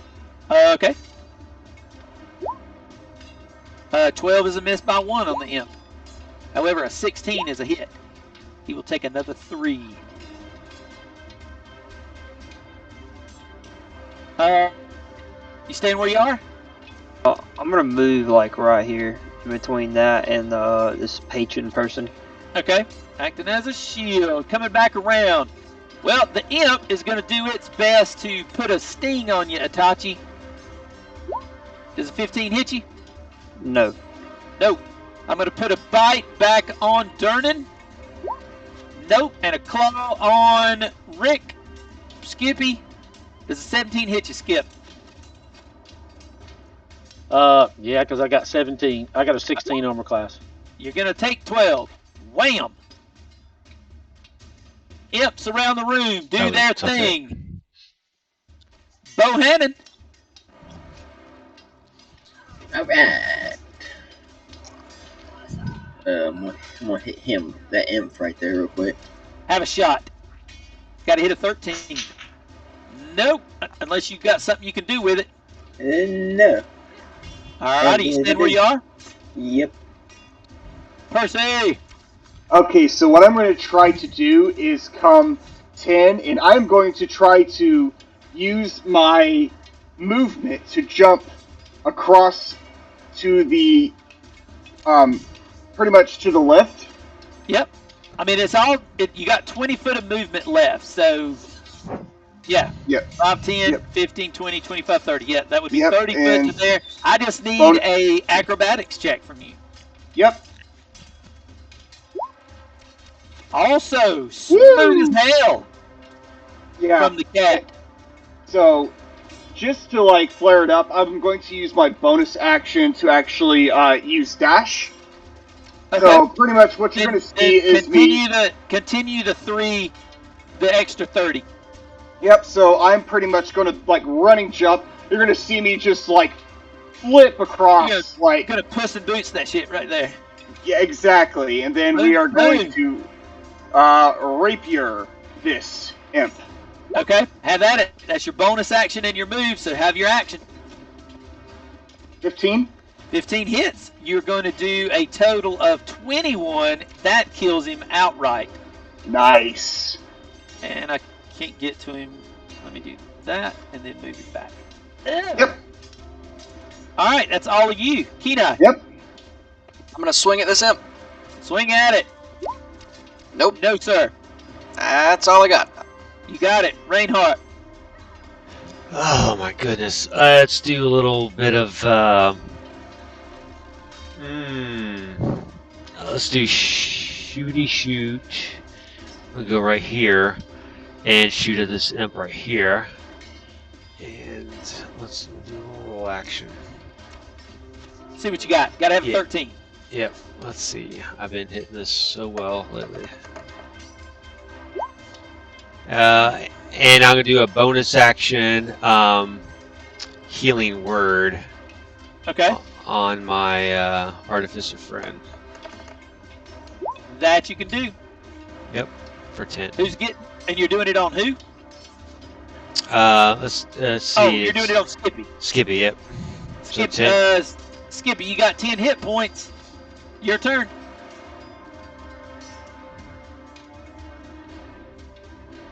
If you're talking, we can't hear you, bud. Yeah, I haven't said anything yet. Oh, okay. I'm going to shoot this guy as well, Dave.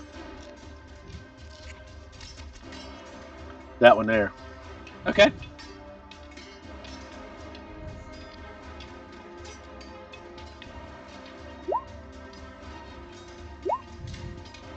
That is a hit for 8 damage. 9. Straight. Oh, 9 damage, excuse me. 9, 10, 11, 12. He's out. Shoink. Anything else? No, that's all I can do for now. You got it, Itachi. Alright, I'm gonna hit the big guy. Hit the big guy. That's a hit.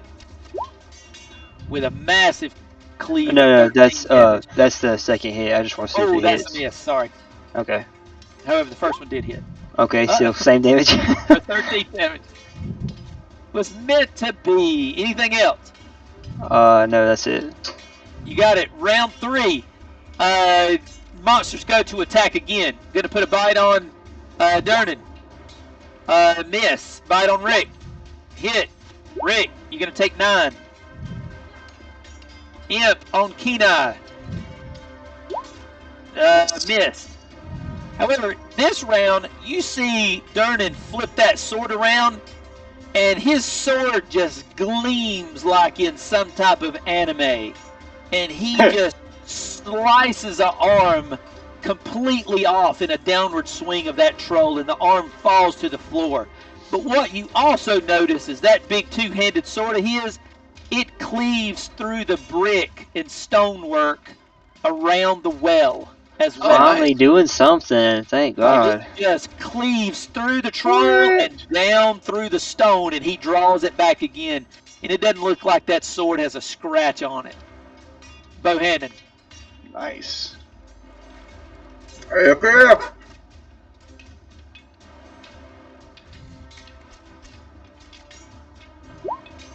Oh, that's a hit.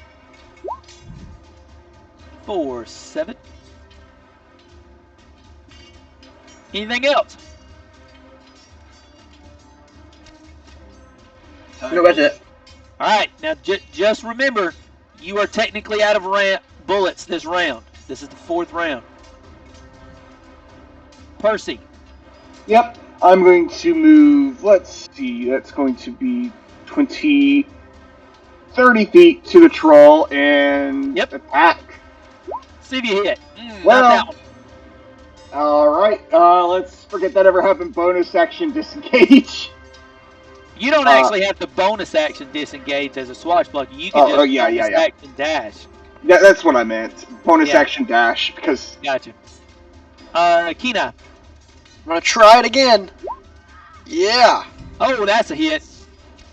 I'm two-handing this. You're getting it didn't roll it in the thing.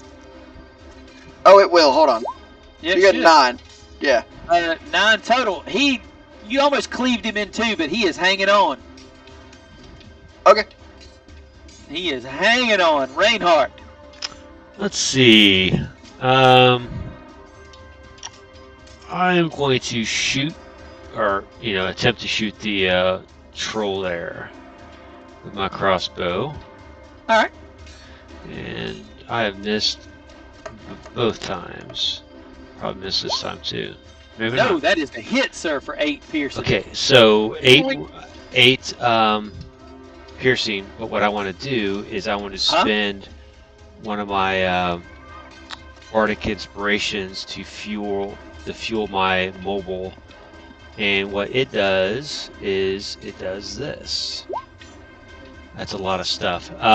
It is at 3rd level. I want to push it.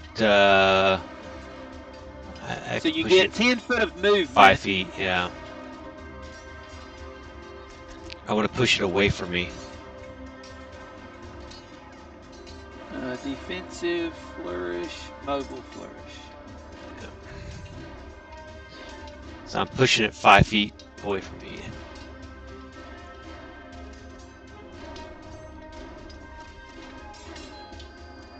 It's on the bottom there, mobile flourish. Mobile flourish. Okay, so it does extra damage and pushes it 5 foot away. Right. So what I want to do is I want to push it away from my artificer friend into that space near the guy that's got a big ass sword.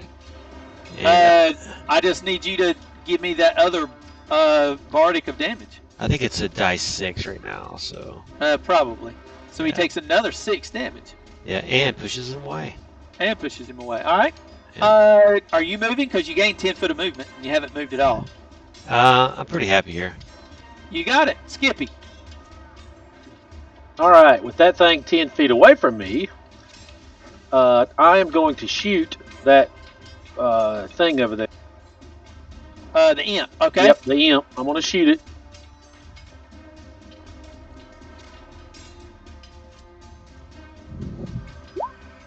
That's a hit. And it's dead. Ethan, it had 1 hit point. Imps have 10 hit points. Oh.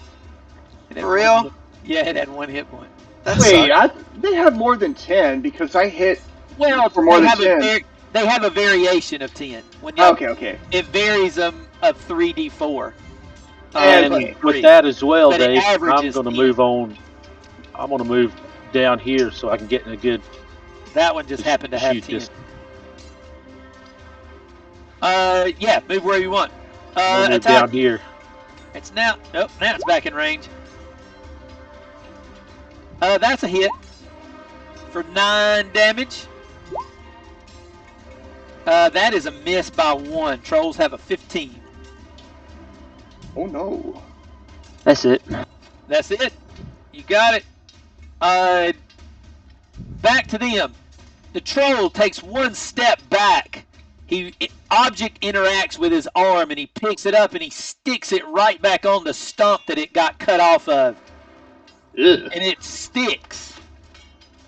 It's the craziest ass thing you've ever seen as it mends together in troll fashion. It seems you watch it heal right as it starts to bend as he sticks his arm back on. And then he will take 1 claw back or 1 bite back to Durnan. Actually, I'm gonna switch. Nah, I'll keep it the same. Durnan, Itachi. He hits Durnan again with a bite. He misses Itachi with a claw. Bohannon. Go shoot him again. Oh, and at the end of this round, as he swings that great sword and hits him twice, he yells out to the people, Set the bastard on fire, you idiots! Okay. Throw a firebolt with my other hand. Okay. That's gonna miss. Anything else? Nope. Percy! Percy is going to move into range. Which, hold on, this... I can't tell if the... I guess... 25 there. Yep. And swing. See if you hit. Well. No! 2 for 2! Swing and a miss. And we're going to bonus action dash. Alright, move back. Kina. I'm gonna run up to him because I can't hit him with fire. I'm gonna hit him with this sword. Hit him with the sword. Probably not. Nope. No! And then I'm gonna run back. Reinhardt. Oh man, this is tough. No fire from Sky yet. Let's do a little bit of... I'm tired and I want this over with. Let's do a little bit of Disconnect Whispers. Oh crap, ignore that. Is that a save? Yeah, it's a DC 13 with, yeah. Trolls are loaded. Oh! Made it on the money with Okay, a minus cool. 1. Yeah, I want him to jump back in the hole. I don't think there's any... second level spell, so does he take half damage from that? Let's see, fail save it takes... I would imagine so. Half as much damage, Yeah. but he doesn't move away. So it's psychic. Right. So 7 psychic. Yeah. That's it. And I'm out of spells. But he does take 7 psychic. Okay, Skippy. Alright, I'm going to drop my hand crossbow, Okay. and I'm going to reach in my pouch, and I'm going to pull out a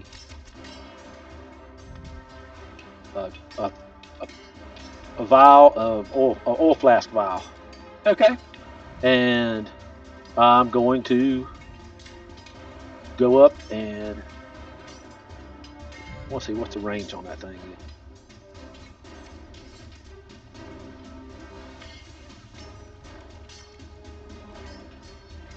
Throwing it. I can throw it up. I can throw it up to 20 feet. Yeah, that's say. So I'm going to throw it. You'll throw just it need up to to 20 move. feet. You'll We'll just get need up to move. Yeah. There you go. I'm gonna Make go it right in there, and I'm gonna throw it at the dude. All right. All you got to do is hit with it. Normal dex. Whatever that is. Whatever your dex is. I mean, I still get my dexterity, right? Yeah, just dex. So I'll just do a dex save, and that'll. Yeah, that'll be fine. I understand what you're doing. Yeah, you hit him with the vial of oil and just coat him. All right. And I'm gonna holler over at Bohannon. Shoot him with your fire. What do you think I'm trying to do? He's coated with oil. Shoot him with fire. Itachi. Can I use an action just to pull out a torch? You can, but it actually takes an action to light a torch. So what is it, like a bonus to take it out and then, or what? An object interaction or what? Spend your action to get it and the object interact and then use your action to light it. So I can do it as my action. You can pull it out and light it all as an action. It's just that there's no bonus action for that. That's all you would do this round. Okay, then can I action surge and use the action surge to light it? You sure and can. throw it on him, and then use my other action to hit him? Yeah, you can hit him with that torch. Yes, you can. If you can hit a 15 with your strength, bonus only. What is that? Strength? Is that for you, it'd be like making a strength save. So I roll for a strength saving throw? Basically, it's a 1d20 plus only your strength. Okay. That would be the easiest way to make it happen. 20. Yeah, that hits a 15 armor class. So you set him on fire. For 2 rounds, you know that a flask of oil burns, and he immediately takes 5 burning damage as he just erupts into flame. Whoosh. Nice. So he will continue to burn this round and next round. Going into round 5, all my imps are down, so it's just the troll. Gonna put a bite back up there and a claw back to eat. Oh, you're gonna get hit, Dawson. You're gonna take 9. And he is burning. Bohannon. More fire. No fire. No fire this round. Percy. I'm gonna try to hit. Try to hit. Oh! You're gonna take a disadvantage next round. Oh, Are you man. moving or staying? I'm moving. Yeah, Like, Kenai. Gonna do the same. Alright, see if you can hit a 15. That's Hey, it. and you can take the He 8. he has 8 hit points. Hey, I got him. I was about to say it out loud. So, he's just smoldering and burning. And the troll just collapses to the floor. Durnan, as it's burning, he just reaches over and he slides his sword up and under it. That great sword, and he just pries it upward, and he just flips that burning body of a troll off and over the edge, and it just continues to burn as it falls all the way down in the pit. I'm gonna do the same with the imps over here. And I'm gonna grab them and throw them over. Again, everybody's just kind of cheers, and it's just crazy, and he holds his sword up, and he points it at each of you, and he's just, I mean, you can feel the excitement in the room, like a group just celebrated equally. He looks at each of you, and he says, you all fought well, and he said, I can't thank you enough. Hey, no problem, buddy. Yeah, I'm gonna do the same thing with this imp. I'm gonna chunk it into the hole. If you truly ever need anything, you come and talk to me. I'll help when I can. I have a question. And room got a question. and board is on me if you don't have a place to stay. Nice. I have a question Nice. for you, Mr. Durnan. Yes. You don't, and I kind of tell it to him a little quietly. You don't happen to be able to remove curses, do you? This sword I've got? Yeah, I probably shouldn't have touched it. Ah, you picked up something cursed down in the hole. Yeah, it was shiny. No, I get it. I found quite a number of things myself in my time spent down there as well. The closest place I can think of that could do you any help is if you head up to the castle ward. There is a temple of the Celadrin in the castle ward of Waterdeep. It's quite a ways away, past Castle Waterdeep, up in the castle ward area, but easy enough to find once you get there. Head there. The temple of Celadrin should be able to help separate you from a cursed item. Sounds good. Thank you. They should be able to help you out. And you tell them the Wanderer sent you. And The Wanderer? The Wanderer. And they'll Got it. They'll come and talk to me about it. You won't have to pay a thing. Oh, Wow. sweet. Thank you. And I shake his hand and All well tonight, each and every one of you. That's pretty cool. Nice. what time of day is it? I assume it's nighttime. It's actually nighttime. You had came in, the evening hours. So the temple would not be open? It is early evening, but no, the temple would be. Damn it. Would be closed for today. Yeah, you got to use old Lefty tonight. Yeah, Sounds wrong. So many ways. that does. That does. I refrained, but He refrained. So you guys get back together, and Durnan, of course, is eager to continue picking your brain about what you saw and what you did down in the Undermountain. And so you're all sitting around chatting, and it's very Soldier of kind of Fortune-y in here. It's a lot of comings and goings of fighters. Now, what you do notice is that nobody has their weapons out.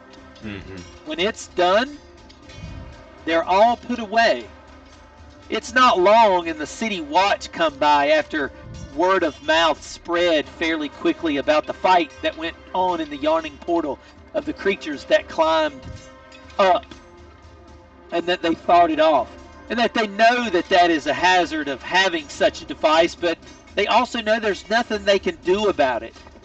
And you hear tales of how people have tried to destroy this opening and earthquake it and mold, but the old black cloak that seems to have control of this dungeon, like, they can't do anything to it. The walls are invulnerable to everything. They've cast big spells like earthquake. Waterdeep mages have done things to mold earth, and none of it works. They don't know what that madman has done. And so they continue to watch and look over this. And the City Watch, like I say, they come by and inspect and talk and chit-chat with everybody. And these guys you can tell these guys are on the up and up. These City Watch guards are not your fly-by-night little city guards. These look to be a lot of seasoned people. Maybe old military that now are working for the City Watch of Waterdeep. These are not your little nobodies. But after they look, and no harm, no foul, and Durnan gets his wounds looked at and treated and quaffs some potions that he had behind the bar, he's back to feeling okay again.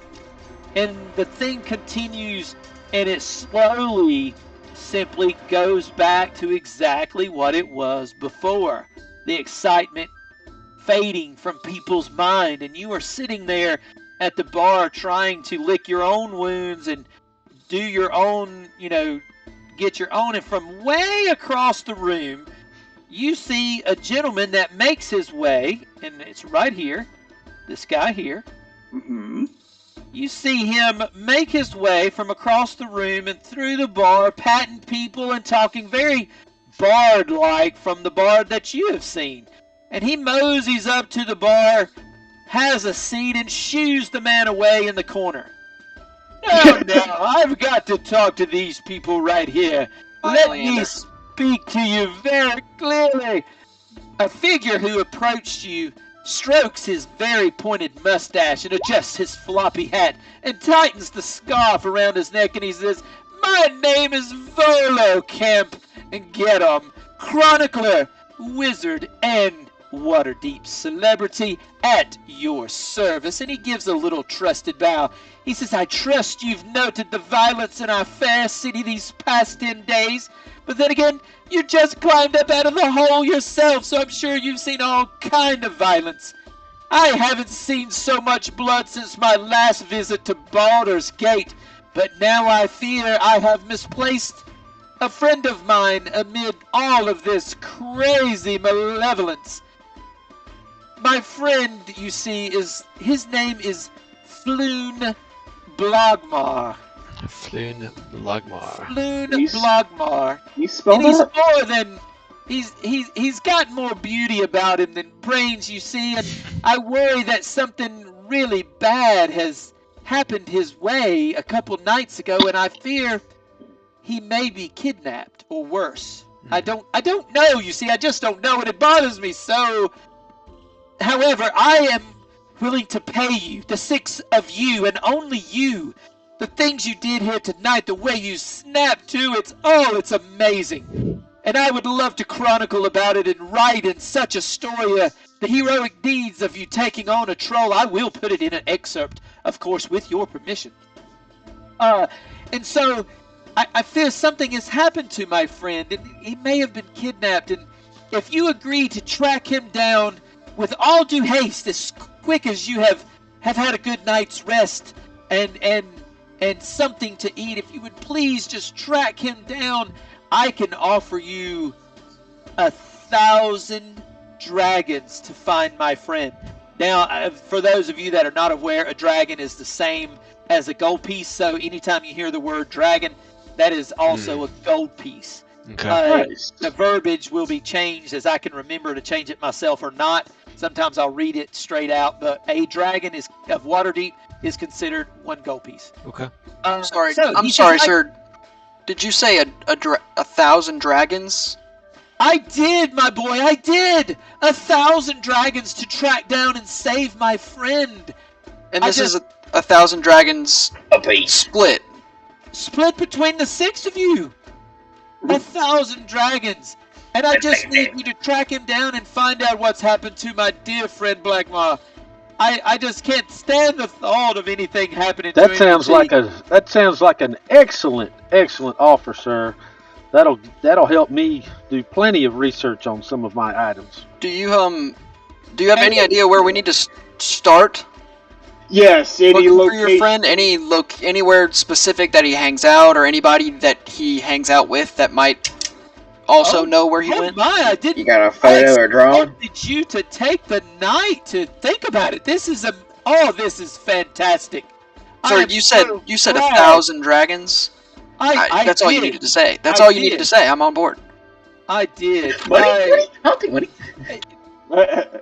I am so moved that you were willing to do this for me. Now over in the dock ward, you see me and Floon and another friend of ours. It doesn't really matter. We were drinking, you see, and we were in the dock ward at the Skewered Dragon.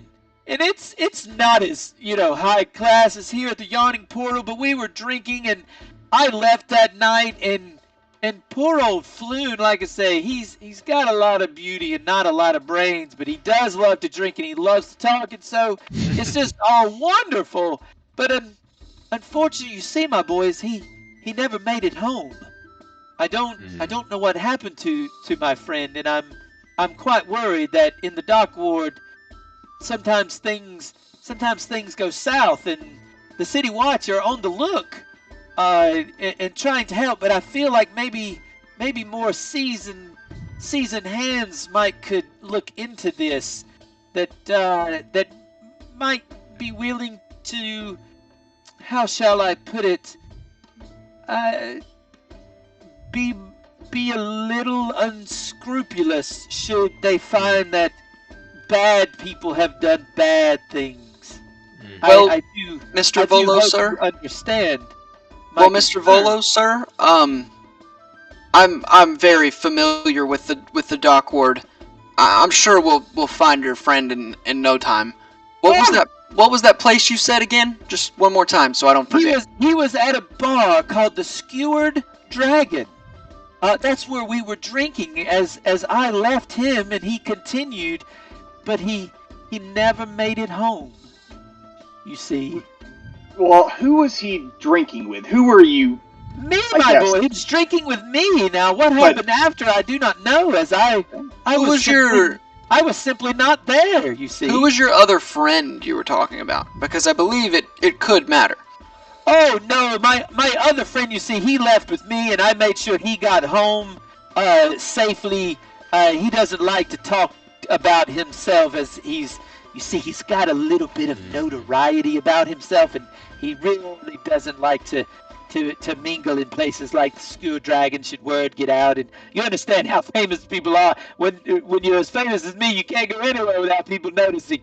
But for him, it's more of nobility than fame, and so we've got to kind of keep his name a little on the hush hush. But I made sure he got home, but I don't know what happened to Floon. I really don't, and I am concerned. And I'm so thankful that you're willing to look into this. But please, I understand that you've heard and you've battled a troll and all those mean little demons. I could not ask you to start at least until tomorrow. Where should we find you? As soon as we rest up, we'll get right on that. Oh, and we can meet back here in the Yawning Portal in what you say, 2 or 3 days, unless of course you find Floon and you take him home. Do you have a picture or description of this fella? Oh, Floon, he's quite a pretty boy, I must tell you. He's got flowing red locks. That's usually his standout trait, as he loves to whip it around and put it up in a nasty-looking ponytail, I might say. Sounds kind of fruity, but okay.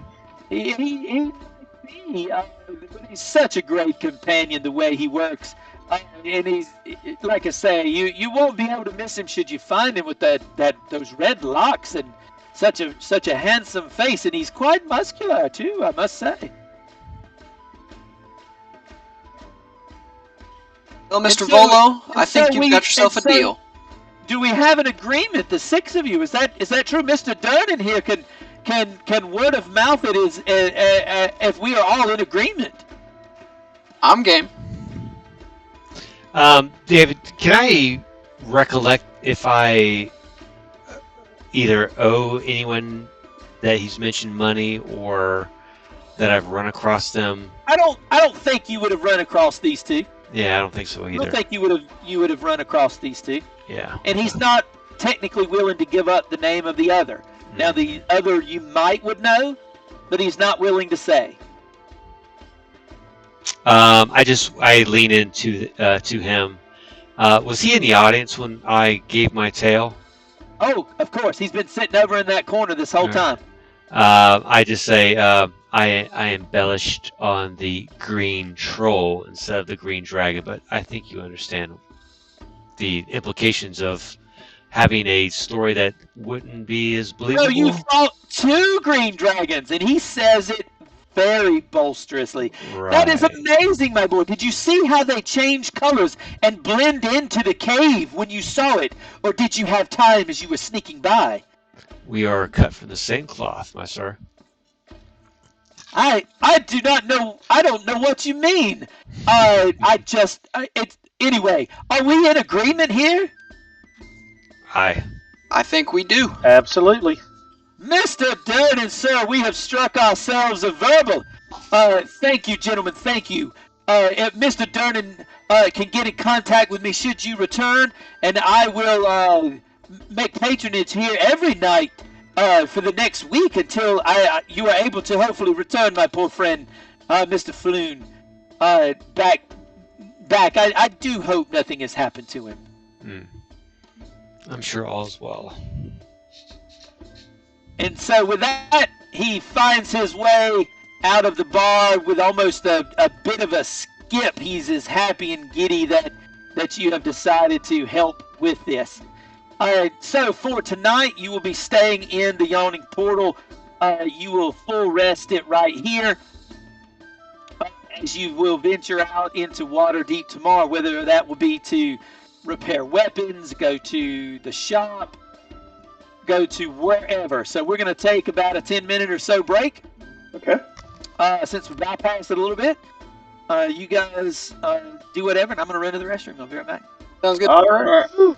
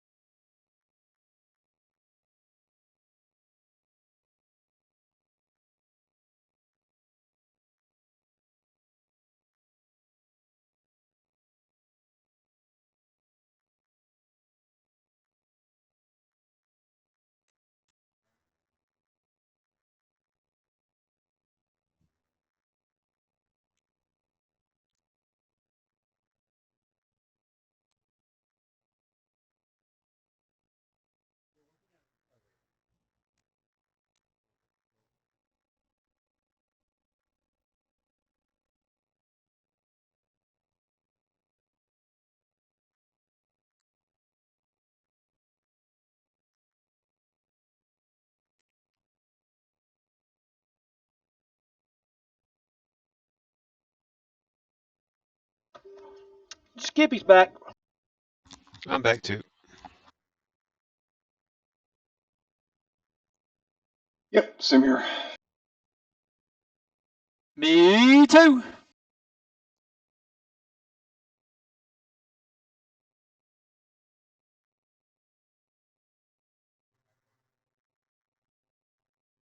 Oh.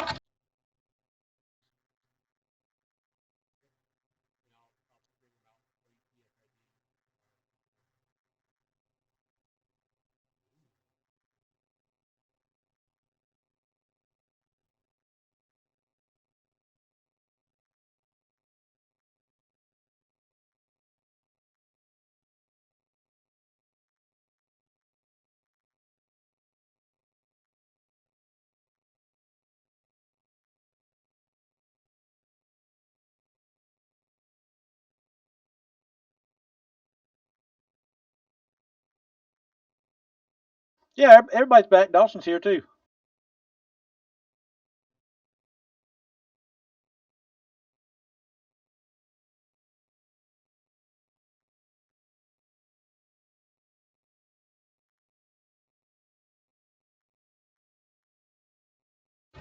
Hold on, I can't hear nothing. Sure you can. Okay, there I can. We just ain't got a lot to say.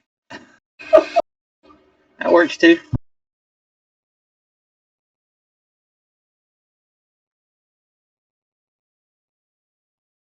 Well, if everybody is back, then we can get started. All right, so the next day, you wake up from in Waterdeep. So long rest. You got a long rest, and it was a great rest. I mean, he not only was your amazement of coming up back out of the portal one thing, but the fact of how you jumped in and helped with the imps and the trolls. I mean, he really did treat you to some pretty high service at the yawning portal. So you wake up that next day, and for those of you that know anything about it, I'm going to share this map with you. This is Waterdeep. When you click on that and look at it, you know that the yawning portal, and while you can't zoom in close enough, and this is about the best map I could find, you may have to look it up. The yawning portal is just to the southwest of the trade ward, but it's over. I can't even ping it. It's out of the red area of the trade ward and really kind of in the dock ward, but closer to the castle, which is that little piece of land that's south of the castle ward. It's at the very bottom of the castle ward. But I don't have a fantastic map at which I could show you all the time. Well, if you right click on the image and open the image in new tab, you can actually use the Control Plus button to zoom in on it.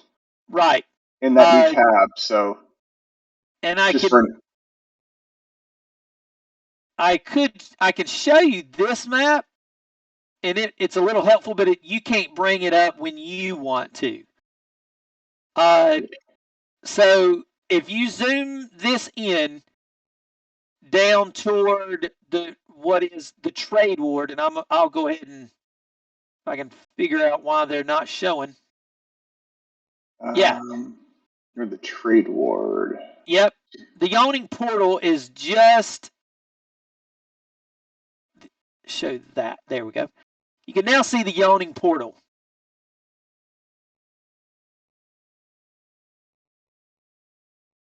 Can y'all see the word trade ward? Yeah. Okay, so you can see the wards, right? Yeah. Just not other places. And now you can see the yawning portal, correct? Yes. Yep. Okay. Okay. Good. I wasn't sure what was showing and what wasn't at first. This is a pretty good map. Yeah, the problem is, like I say, you can't go to this map when you want to. I have to forcefully make you go to it. Yeah, just copy like the image URL, and then you can reference back to it at any time and zoom in on it. See, that's what I did with the other thing, and I put it in the player handout. Mm-hmm. But when you bring up the player handout, it's like terribly grainy. When you go back to that Waterdeep player handout, this is the same map. And even when you click on it, it just doesn't make it larger. I even had to go in and black in the names because you couldn't even read them. I blackened in the names to the handout so that it would make it easier to read, at least for the wards. You might not know where everything is, but at least you could kind of read the wards. But from here, if you ever want to see it, I can bring it in and zoom it closer. And so you kind of know where all the wards are. I mean, you know where the harbor is in Waterdeep and various big names and big places. I think you would know most of them. You might not know everything, but you got a pretty good idea of a lot of it. For those that have lived here, you might know a little bit more. I know Ethan and Eddie have actually came from here. The rest of you, really, I don't think you did, if I remember correctly. No, I got from here too. Oh, was your guy from here? I don't know why I didn't remember that either. Yeah, Percy is not. I've got a backstory in my head. I've just been too busy with video games. So you might know a little bit, or at least you're honest. Around Waterdeep as far as where certain things are, but it is so big. Again, I can only tell you to read that in Chiron and make sure you read the code legal, because it is important. This is a massive, bustling city. I mean, you see things like street vendors and street fairs and street musicians doing, bits of magic here and there as they're trying to entertain. All, of course, low-level things. Nothing, nothing great or big, just low-level prestidigitation magic and that kind of thing. Hey, where can you find the other thing? I know how to get to the code legal, but where's the other thing? It's all, you won't be able to read that tonight. The Chiron is something you might want to read every time you go to the bathroom and have a sit. It's a lot, which is why it is a lot of information. That's why I gave it out so early. Because when I ran across it in the Waterdeep book, I thought, holy crap, if people want to read it, here it is. If not, I mean, you'll be subject to it whether you know it or not. So how do I find that? It's on the Facebook page as a PDF. If you just go to log into Facebook on your computer, go to the Facebook page as a PDF. Yeah. There's a PDF of it, just so far. It's not that far down. All right. And like I say, you can just read it whenever you want. But there's a ton of information. Like say, me and Ethan were talking. Waterdeep's not the city you want to cast a fly spell and just flying around in. Right. The Griffin Riders will take your ass out in an amazing dive bomb move with a lance and feather fall and Griffin Riders. Yeah, the Griffin Riders are cool as hell. Yeah, it's just cool. So don't, it's a different kind. But they're not unlike Rime of the Frostman, they're not scared of any kind of magic. Now, you start doing some crazy shit, you're going to get the military and the City Watch down on you, of course. It would be just as bad as brandishing weapons. So you kind of got to be careful about that. But you find yourself when you wake that next morning at the Yawning Portal. And obviously that's where you are. You are just inside what is partially the dock ward, but it's really just on the bottom part of the castle ward. The castle ward is not separated by Waterdeep Way. It's actually goes all the way down to Lackpurse Lane and encompasses the actual castle of Waterdeep.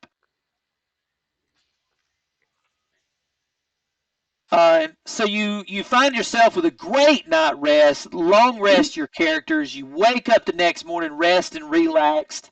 You've already made a deal with the very famous Volo Campgetter, and you know he eventually hopes that you find his friend.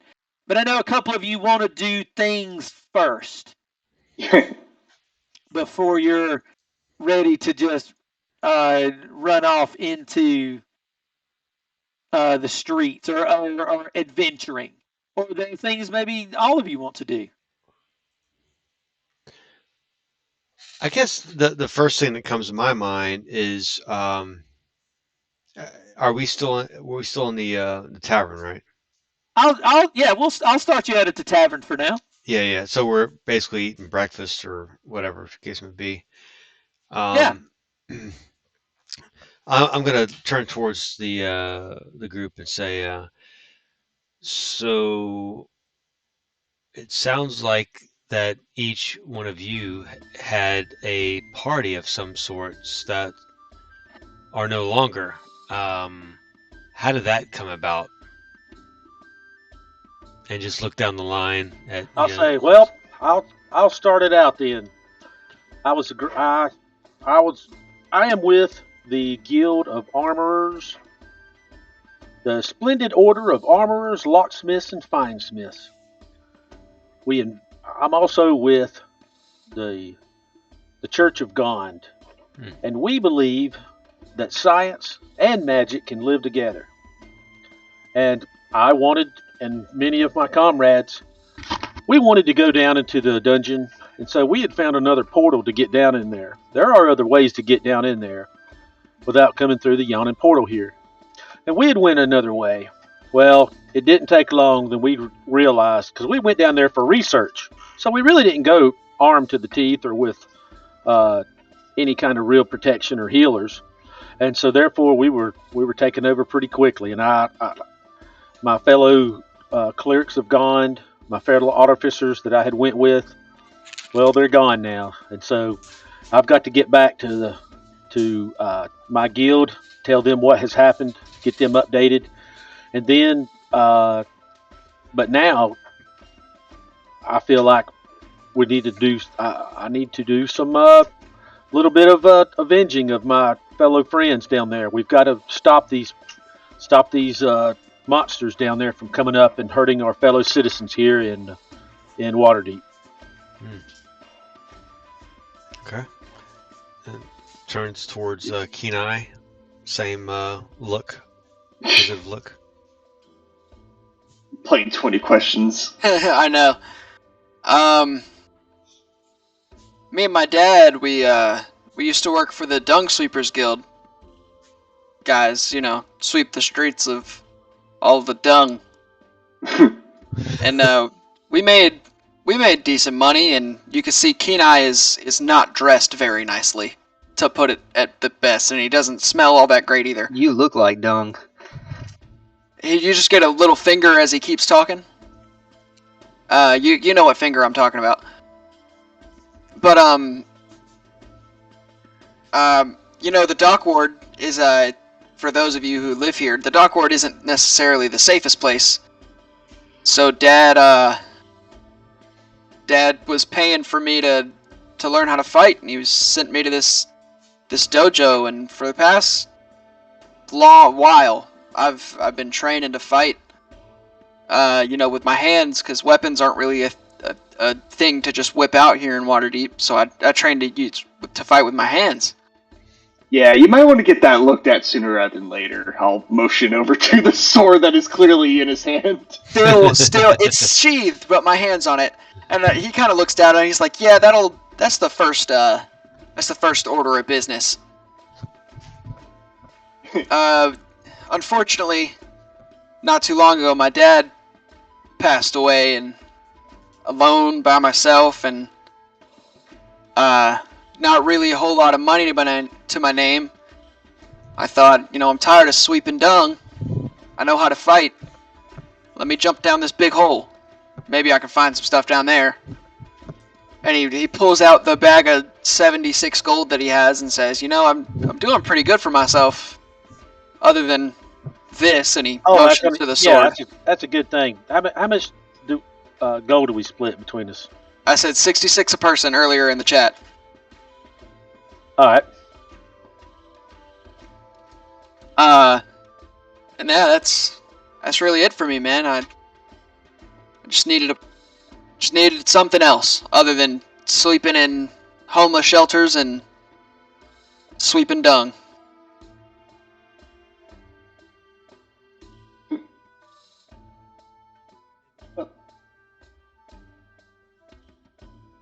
Well, I guess I'll just be like, well, I went down to the mines with a bunch of my companions, and we were sent on a mission from I can't really give you the details if you don't mind and can understand, but we went down, and that is unfortunately they were low-level adventurers, mercenaries, the like. They did not have a whole lot of experience, and unfortunately, yeah, all that happened down there.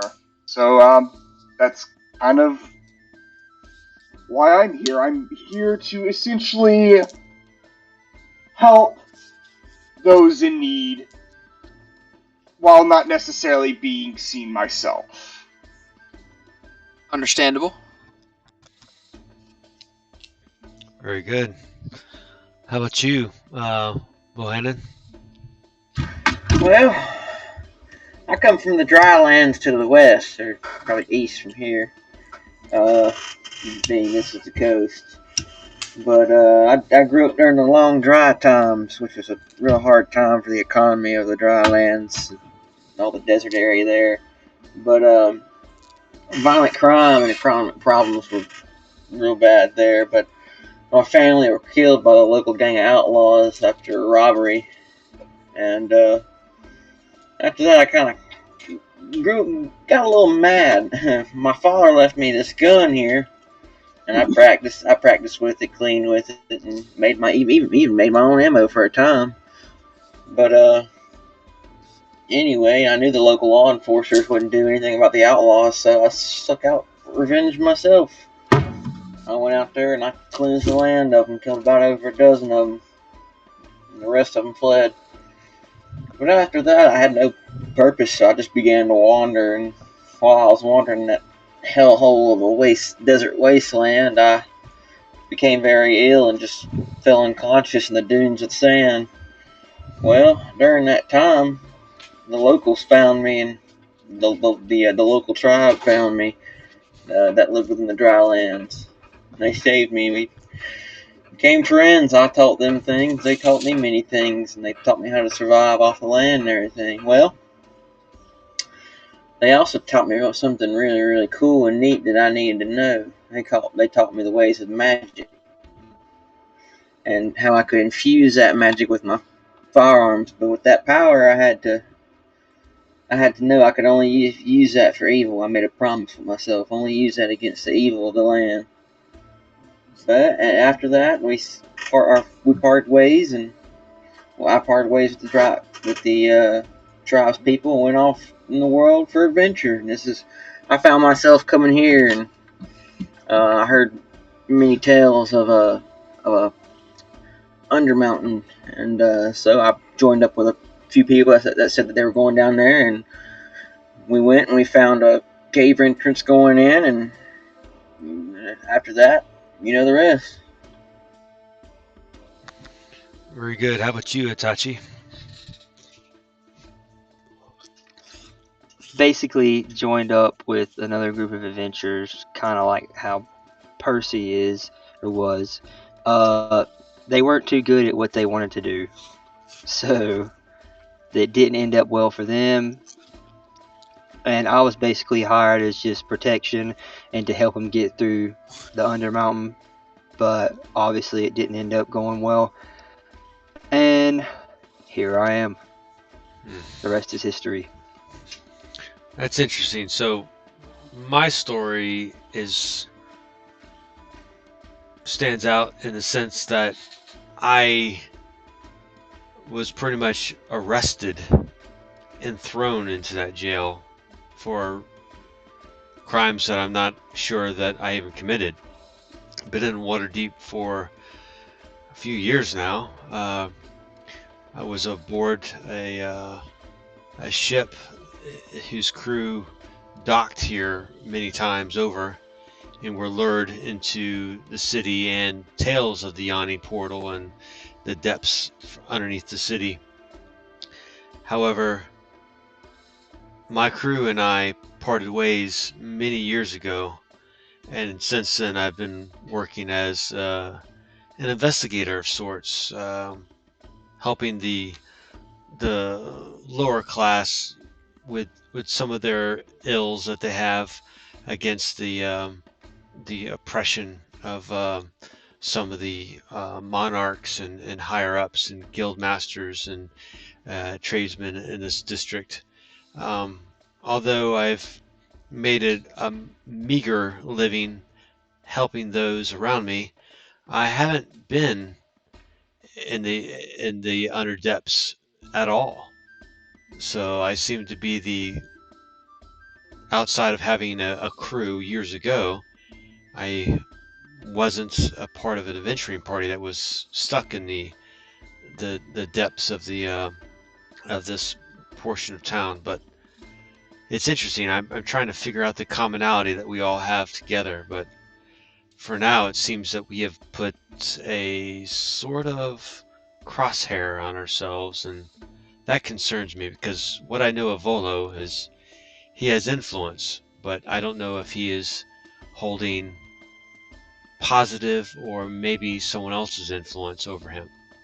So if we should continue to travel on as adventurers, I think we should be careful of decisions we make together because it has not weighed well on each of our party members or our groups that we were formerly with. So, but for now, I think this uneasy alliance is better suited because I'm not used to working but with other people. But for now, I think that security is numbers are way more in our favor than being by ourselves. Honestly, I agree.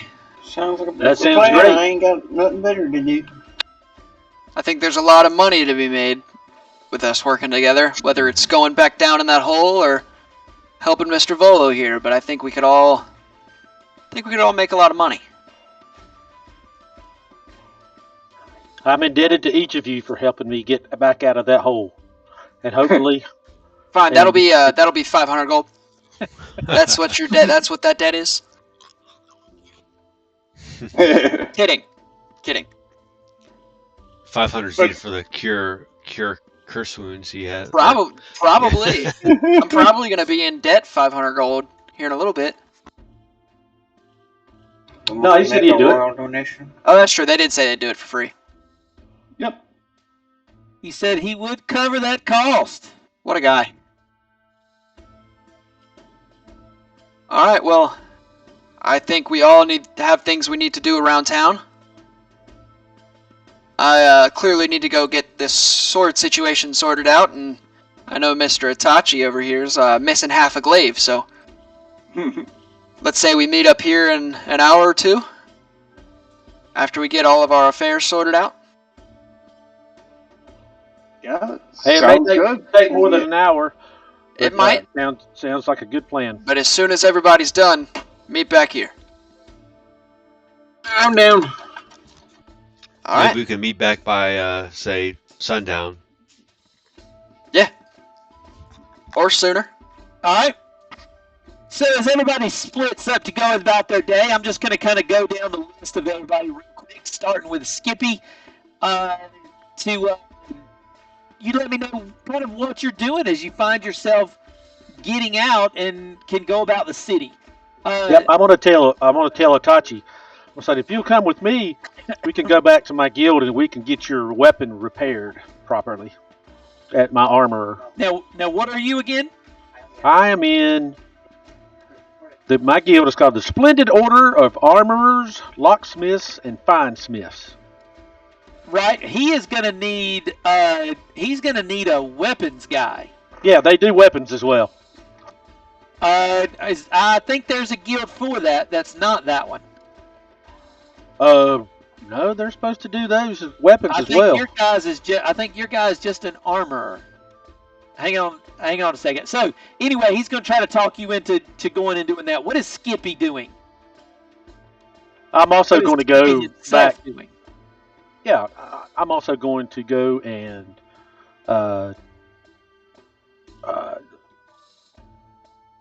refresh my, buy another flask of oil to replenish the one I used already. Uh-huh. I mean, I've got all my tools. I've got everything ready. I'm going to go back to my guild, let them know I'm alive. Right. Hey, the other guys didn't make it, but I've joined up with another crew of people, and maybe we could go back down and, avenge your deaths just to let them know. Right. And of course, I'm going to go by the Church of Gond and pray to Gond for guidance for future inventions and future things of creation.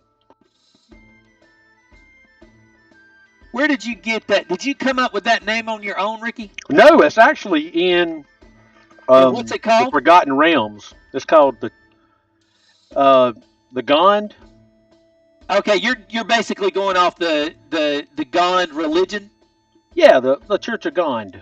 Yeah. Okay. Well, in Waterdeep, we'll say that yours is there, but it's actually going to be under the guild of the most careful order of skilled smiths and metal forges. Okay. And that would cover it. Okay. You're basically talking about a religion versus an actual whatever. Well, yeah, but they were talking about the artificers joined that faith. Yeah, I'm not like a cleric or nothing, but right. Well, I've got to at least. The reason why I say make such a big deal about that is because if we get into that and it becomes a big deal, guilds are a very big thing in here. There's a number of them. Oh, okay. So just in case it becomes an issue at any given, whichever guild makes me armor, weaponsmith, we're going to drop that tinkerer, under the most careful order of skilled smiths and metal forgers. All right, I'll change my guild to that. If it doesn't matter to you, then yeah. If it does, then we can still keep it as a Gond order. Oh no, the Gond is the faith, religious faith, religion. But the guild is the whatever you just said. What'd you call it again? I put it in chat. All right, I'm going to copy that and put that back in my into my background. All right, sounds good. So yeah, he can tell you where the guild works for the most careful order of skilled smiths and metal forgers, Itachi. Sweet. And they will repair that item for do you know the price? What under your character? What's that item worth? I can look. What's that gold piece value under your character? Should 20. say 20. They'll repair it for 5 gold. All right. Well, I mean, if I take him, will he get it cheaper? No, not cheaper than a quarter of the price. Okay. I mean, even the guild gets paid. Now they would do something for you as a member, but yeah, they're there to make a gold.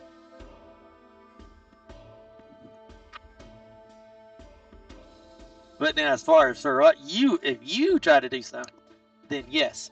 All right. So that's Skippy and Itachi, both ends of the group. Kenai, what are you doing?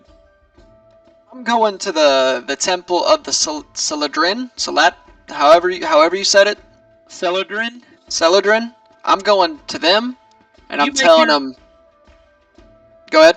Yeah, you make your way to there, and give me that role play.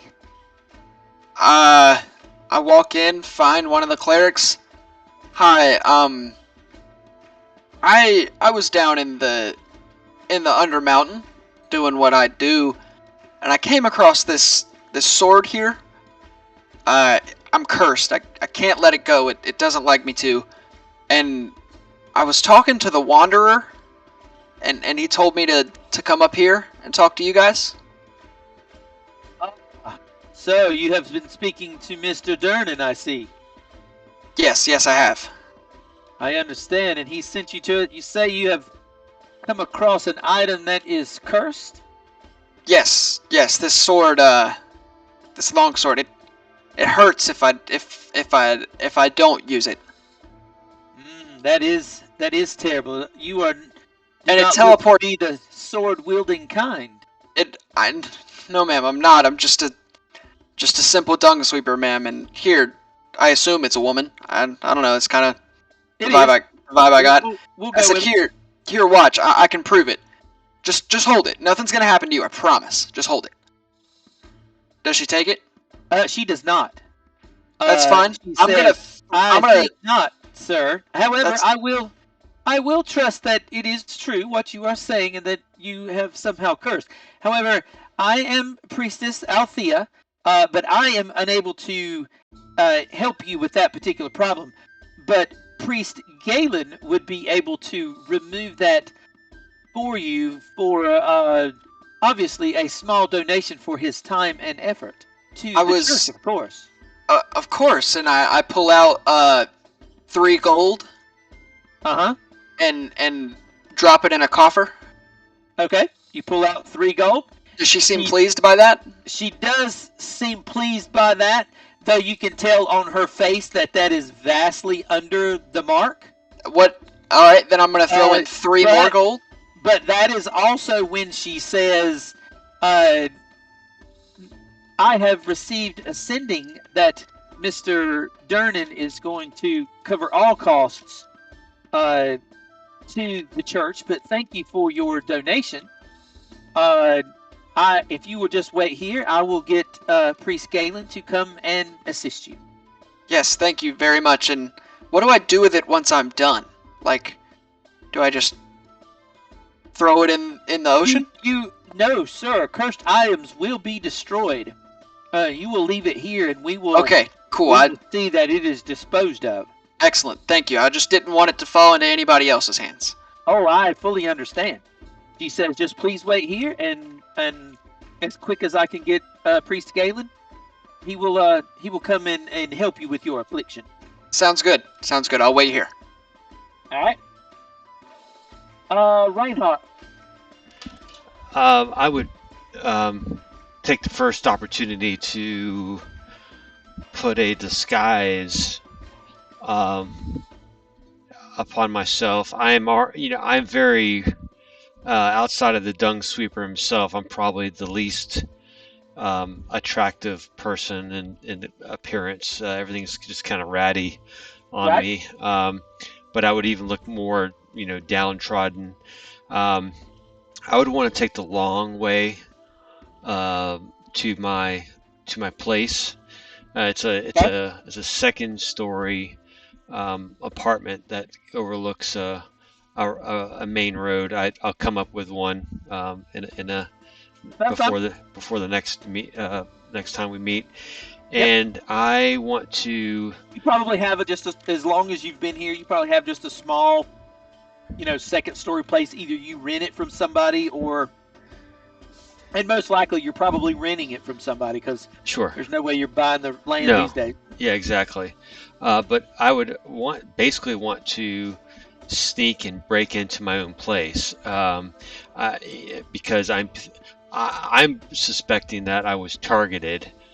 Is this something you probably would have done before to be able to come into the second story secretly before, or is this your first time?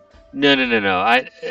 Whether it be from people I'm running from or women that I maybe have lied to, I would have found a way to kind of circumvent, maybe going from the next adjacent building and kind of shimmying across the ledge or the balcony to get into like an open window. You've done this maneuver before. Yeah, but okay. I would want to take the long way around, and what I'm doing is I want to get my ledger of all the contacts that all my patrons, or not patrons, who hires private investigators? Clients. I would want to get I would want to get my ledger that I've had for the last 5 years, and it shows people, basic type of initial complaints, the findings, like the actual findings at the end, and then the amount of money that they gave to me or are owed to me. And I want to try to find if there's a some kind of connective tissue between someone or some group that I either messed up with or out to get me for some reason, and I want to kind of put the pieces together as much as I can. I want to get that ledger, and then I want to come back to the Yawning Portal to look it over. Okay. So that's what I want to do. You want to gather a few things, change of clothes, and a ledger.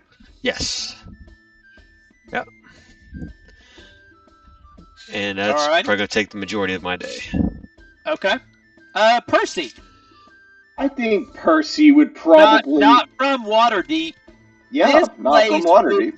This place would be... Are you from Waterdeep? No. Okay, yeah. Not being from here, this place would probably blow your mind. I mean, the amount of shops and people and goings on versus... Yeah. I mean, I don't know if you've ever went to Neverwinter or never went to Baldur's Gate, but it is... Yeah. It's called the City of Splendor for a reason. It's... Wow. Gotcha. Well, I think Percy would probably just, get his bearings on Waterdeep. He's never been here. However, he's going to be spending a considerable amount of time in the area due to my backstory, which I will, again, write up, David. But essentially, he's working kind of to right the wrongs, like, as he sees them. And he's heard rumors that pretty much while Waterdeep is peaceful, that there have been disturbances. So I think he would probably be getting his bearings, as well as trying just to see if he notices anything off.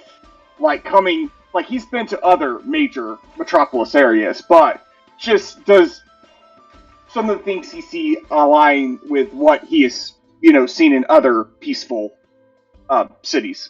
I think what you end up finding out is, while normally exceedingly peaceful in Waterdeep on the surface, like most cities,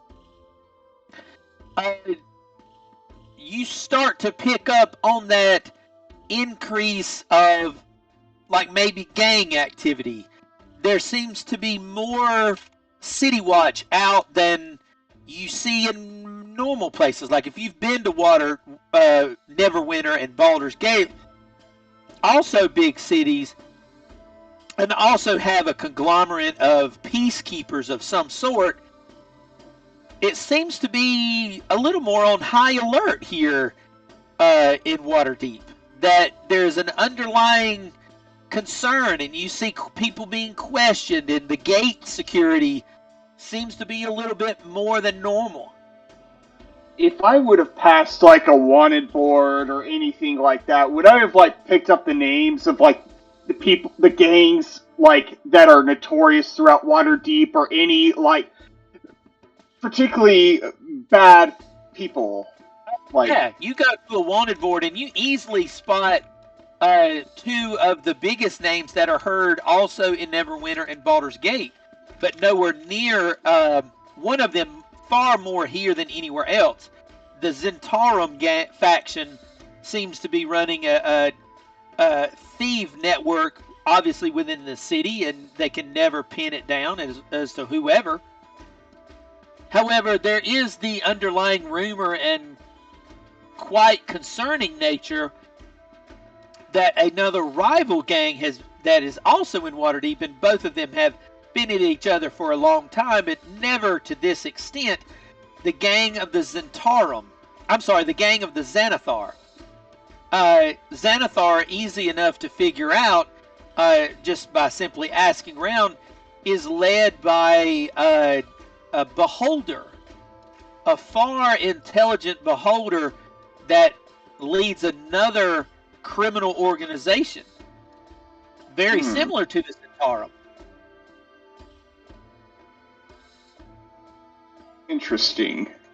And he said that he owns another organization besides the Zentarum. Would I have like? It would be the Zentarum and the Xanathar gangs, two different gangs. Oh, I thought he said the Beholder like ran this the game against Xanathar and also had another secret. No. Okay, well, he might, but nobody really knows who is kind of in command of the Zentarum, but they're pretty sure the commanding people of the Xanathar is a beholder named Xanathar. I see. I will be gathering just this information, kind of like putting together the pieces to kind of make sense of like the stories he's heard from the outside and the stories now that he's in the city, kind of to see if there are any overlapping pieces. Sure. So that's what I'll be doing. Bohannon. Well, I've never been here before, so... Right? Well, unlike the place that you were in the drylands, kind of like the Cap, this really does blow your... I mean, it's amazing to you. Very large. Yeah. I think... It is unlike anything you've just really ever seen. Huh. I kind of like just walk around, get my bearings on what everything is and how everything is and stuff like that. And then, where did this person go missing at? I kind of would just like to know. He told you that he went missing down in the dock ward at a little bitty bar area called the Skewered Dragon. Where is that at? You do not know exactly where the Skewered Dragon is, but you know the dock ward is way down south. We're here. Yes. And I'm gonna take a gander and say that the bar is right here. Am I close? Are you? Is your goal to just start scouting it out? Yeah, I just like to scout out the area.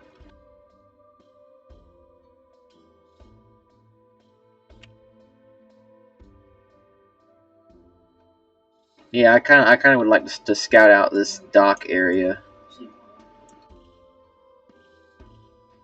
Just get a look at everything and just kind of map it out in my mind, as I go along, and then I'll meet back up with the rest of the guys if I don't see anything, out of the ordinary or suspicious or anything,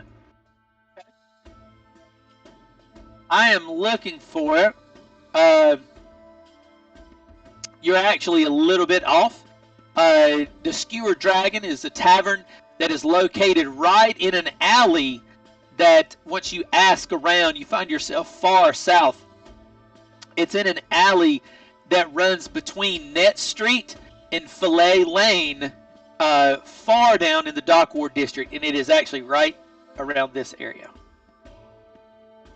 Okay. I'd like to scout out that area then. Okay. In one of the little back alleys of it, if you look at it, it's pretty shanty. I mean, it's a pretty run-down,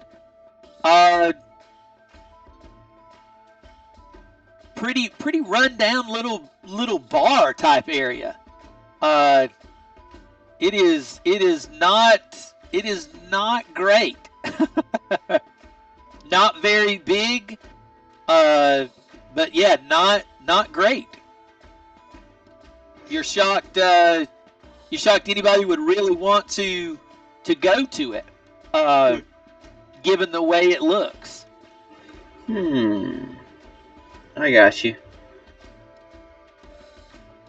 Well, with that information, I guess like that like looking around that area, scouting it out and stuff, which probably take most of the time. And then after that, I'd like to head back to the yawning portal and meet everybody else there. Okay. So you do a little bit of scouting and head back. Itachi and Skippy go spend a little time at the blacksmith. Kenai, he actually tells you that Durnan is going to cover that. I think it's like 250 gold for a greater restoration to remove a curse. Are you talking about me? Yes. And so you already know that he is going to go ahead and cover that. Mm-hmm.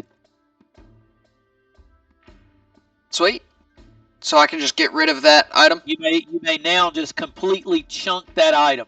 Sweet. You were close with the 3 gold. You were close. I was getting there. I was getting there. I think greater restoration is 5th level, I think. Awesome. I think Kenai finally having a little bit of money. Yeah. Is gonna go buy himself a nicer set of clothes. Finally, I've got 73 gold. I'm feeling good. That's more money than he's ever had at one time. Right. He's gonna go buy himself a not a like fine clothes because he's still a scrapper, but clothes that any decent human being would could wear, and then he's gonna go find a place where he can take a bath. But then he's gonna head back to the yawning portal. If that comes up in conversation, which it might, you can get that type of what's the word I'm looking for? You can get that type of service at that temple. Heck, then yeah, I would take a bath. They would allow you to be to get bathed and cleaned for your donation, which you gave. Yes. Unless you're willing to give more, which she will be happy to trick you into giving. No, I'm still passing myself off as poor. No thanks. Right. So then yes, she is quite good with giving you access to that type of thing at that church. Okay. Then yeah, I'd take a bath and then I'd go buy myself some normal like traveler's clothes or whatever. Right. And then I'd head back to the yawning portal and drink and eat and wait on everybody else. Okay. All right. So that night, y'all get back together, and you talk, and you're back at the yawning portal. Durnan is glad to see that you have gotten the cursed item removed from you, that you're no longer having to deal with that. Ask those general questions. Did everybody, rest okay? Did, was the service good? That kind of thing. Just to see if you in general had a good evening. Oh yes, your service was absolutely splendid. Excellent. Yes, this is all right. And so, as Just the a poor guy. evening is coming in, all of you show back up at the yawning portal and find yourselves once again back at the bar.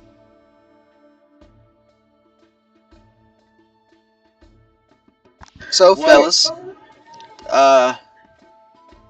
do we want to head out to this bar? Maybe ask a couple questions before it gets too late. I actually found the place. It's between it's in an alleyway between Follette Lane and Next Street down south in the dock ward. And to be honest with you, it's a little bit of a rundown place. I wouldn't see why any uptight people like that would go there unless it's for nefarious reasons. You know what I mean? Hey man, don't question it. There's a lot of nefarious stuff that happens in the dock ward. If you had asked, I could have told you. If you had asked, I could have told you where it was. I mean, I do live in the dock ward, so I mean, I could take us straight to it, no problem. All right, well, I'll tell you one thing. It's gonna be something fishy's going on here, and I don't, no pun intended, if you know what I mean. So. Something fishy's going on here. All right, fellas, let's get a move on. All right. So everybody wants to head toward the dock ward. Mm-hmm. Yeah. Yep, affirmative. Agreed. There's Volo's not here at all. Just be sure. That is correct. He is actually Volo's not here. Yeah. He is not there. I would tell Durnan. I would thank him for helping me get rid of that item. He says, he says, I'm more than appreciative. Is can't be having something like that hanging around on you. No, it's quite the pain. Yep. Yes, it is. Yes, it is. And so you head out to the dock ward. Let me grab your tokens.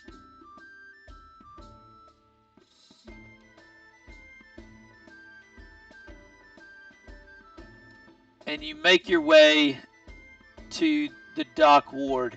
It's not quite gotten dark as you are heading that way. As you are moving through the city streets.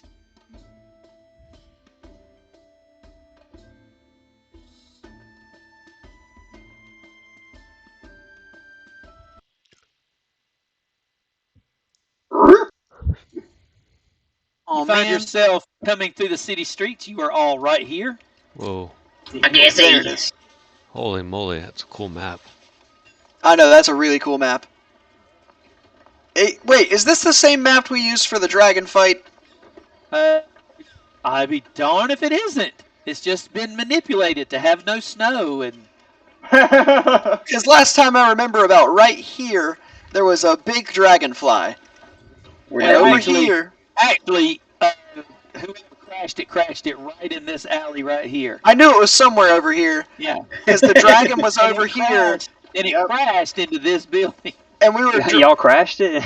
Oh, yeah. Y'all crashed it? Yeah. Igor rolled the 1. He was the one that was piloting it, and he rolled a 1, so... Ooh. Yep. Yeah. And there was a dragon over here, and we were on top of the buildings fighting it.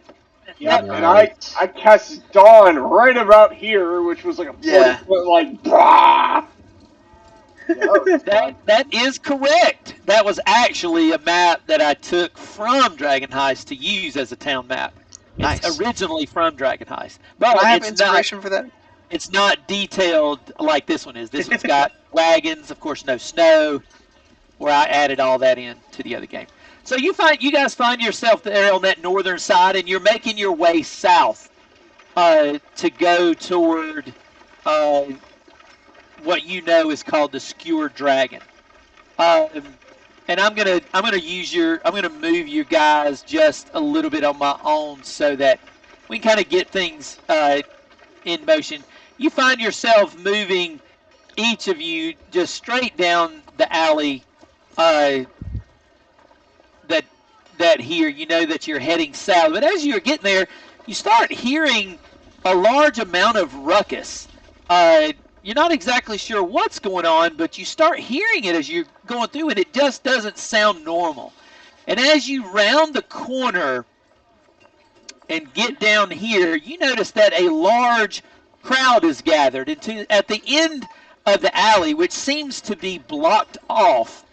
You see that a number of City Watch are doing something, and as you turn that corner, you find yourself on the street that's just been cordoned off by the City Watch, and you see far in the back, lying on the cobblestone, are just, quite possibly half a dozen corpses that are laid back there. They are scattered out a little bit. And, the City Watch is doing their best to cordon it off, and it seems, it's some kind of terrible skirmish that happened. The watch officers have disarmed and arrested 3 other blood-drenched humans that are currently in the midst of being questioned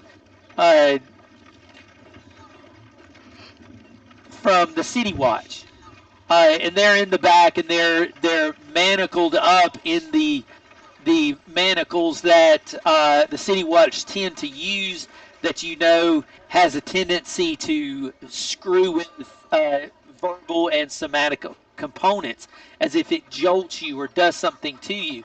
And they're all 3 locked up in the back, as City Watch seems to be talking to one of them.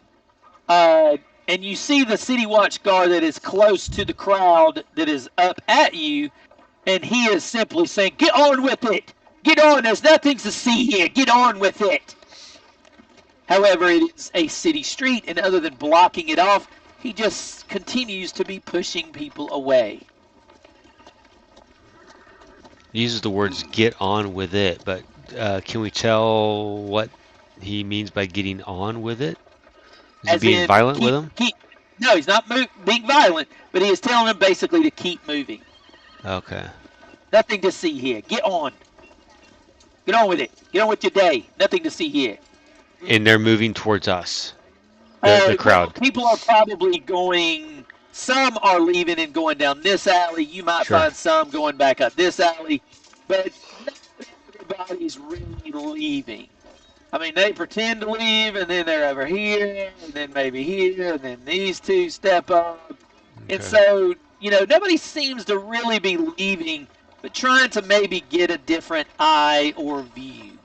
I would like to pretty well blocked off by the current City Watch that are over there. I would like to is this a balcony or a porch right here? It's like a little porch. All of them are just porches. I'd like to come up to the edge of the porch and flag one of them down to me.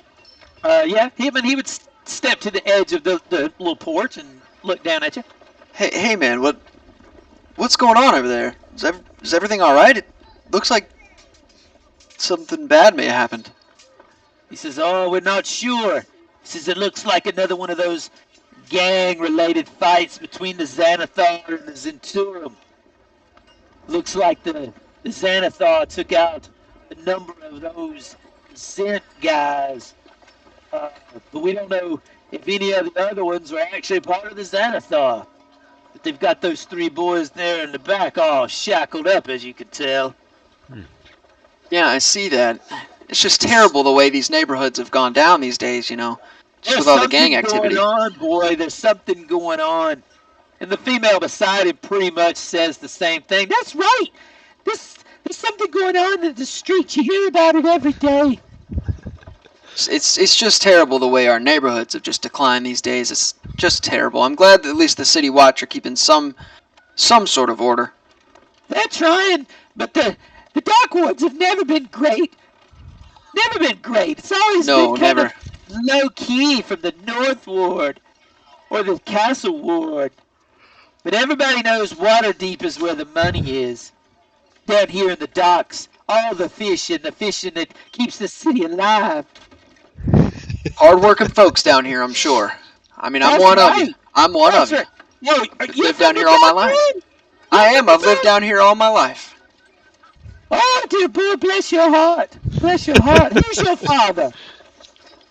He passed about a month ago. I'm so sorry. I'm so sorry to hear that. It's all right. It's the crime that took him. You stay away from these gangs, boy. You stay away.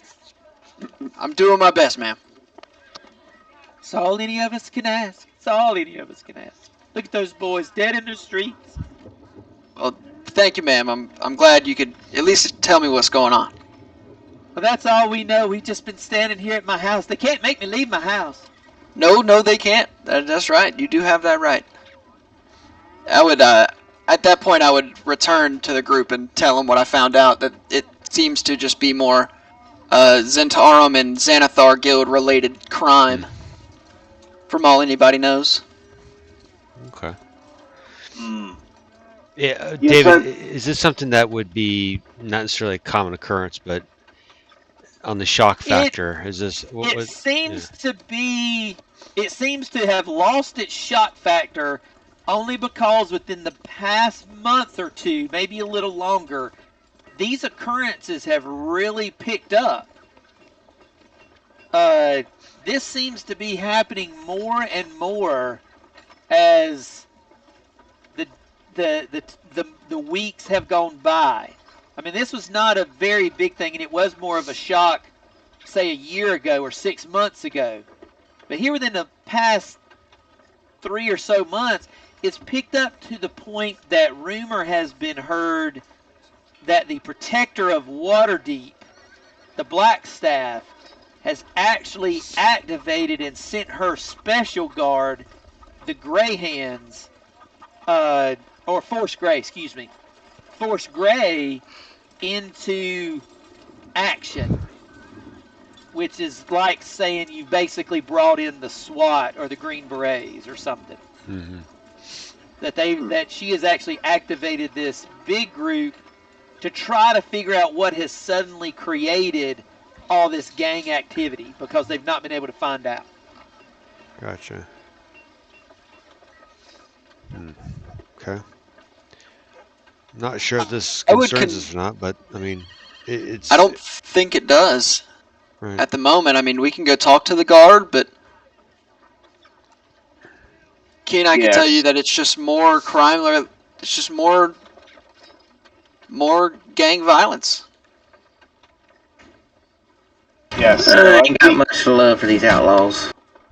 So I think, like, as we go about our business within the city, we should pay extra close attention to any things that may be off. I think, at some point, and sooner rather than later, this will happen again, and I would like to potentially halt progress of such actions. Man, if you want to get involved with fighting the Zentarum and the Xanathars, that's all on you, man. But all I want to do is find Mr. Volo's missing friend and get my money and just get on with my life.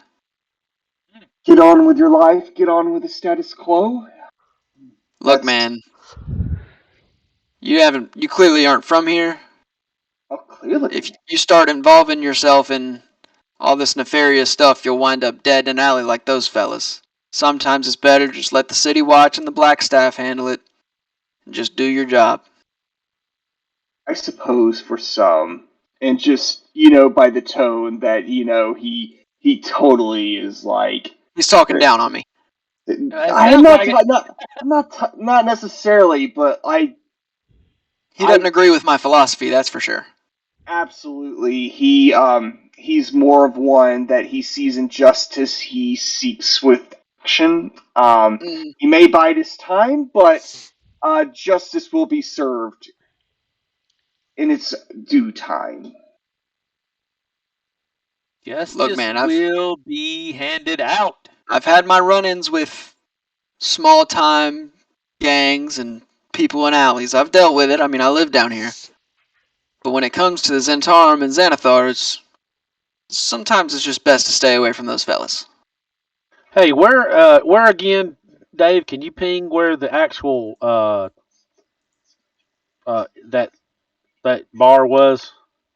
You're not there yet. You're mid-transit. Oh, okay. Yeah, you're mid-transit. This is you walking through the city streets, trying to get there, and you aren't there yet. Okay. And so, do you do anything? Do you watch? Do you do anything here? What's my group doing?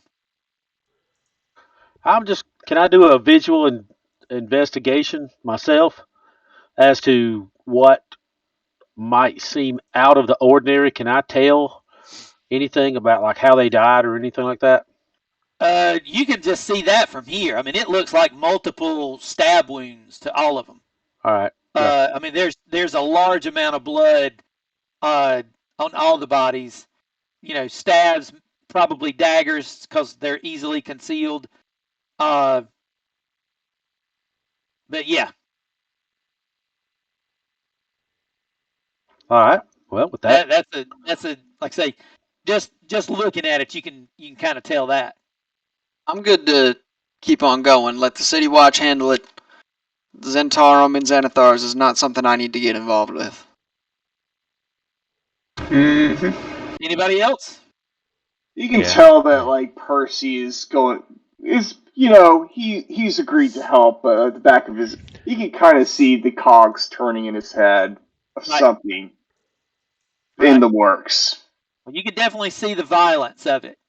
Yep. This is, like I say, 6 pretty brutal murders in the daylight.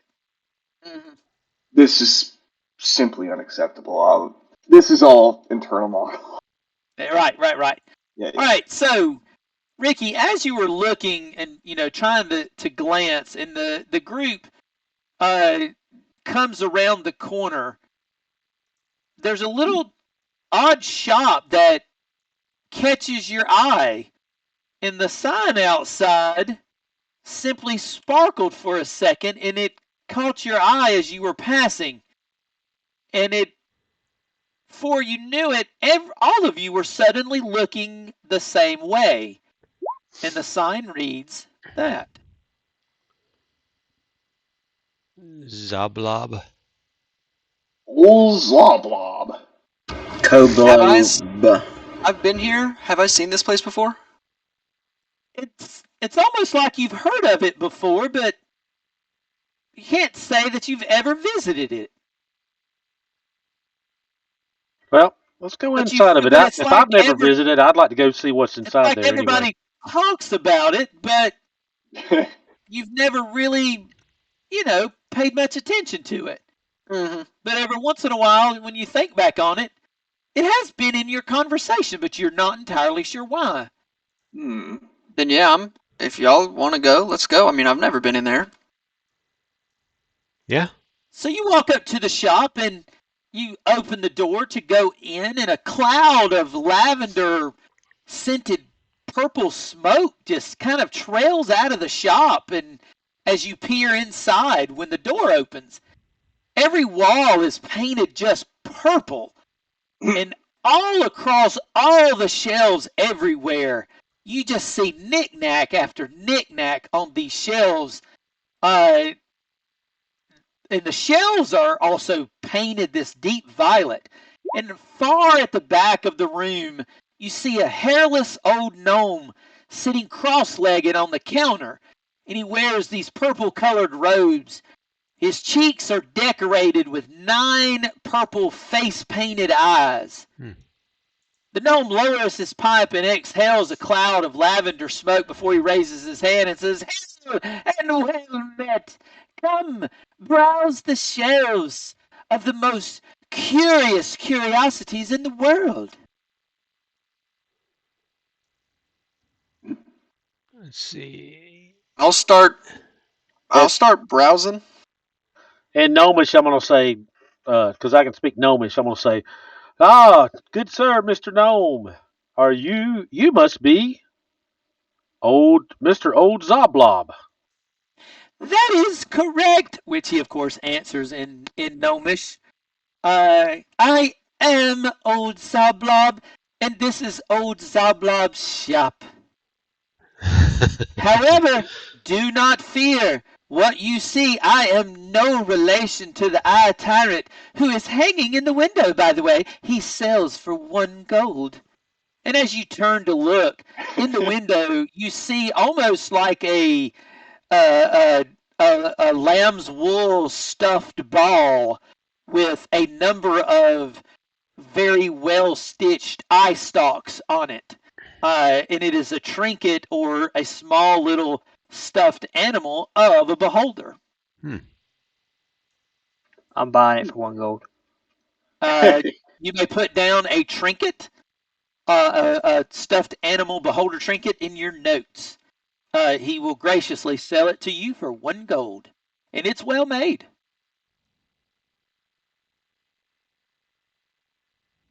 As you purchase it, Old Zablob looks at you, Itachi, and he says, "Should you ever wish to have purchased anything of far greater value, you let me know.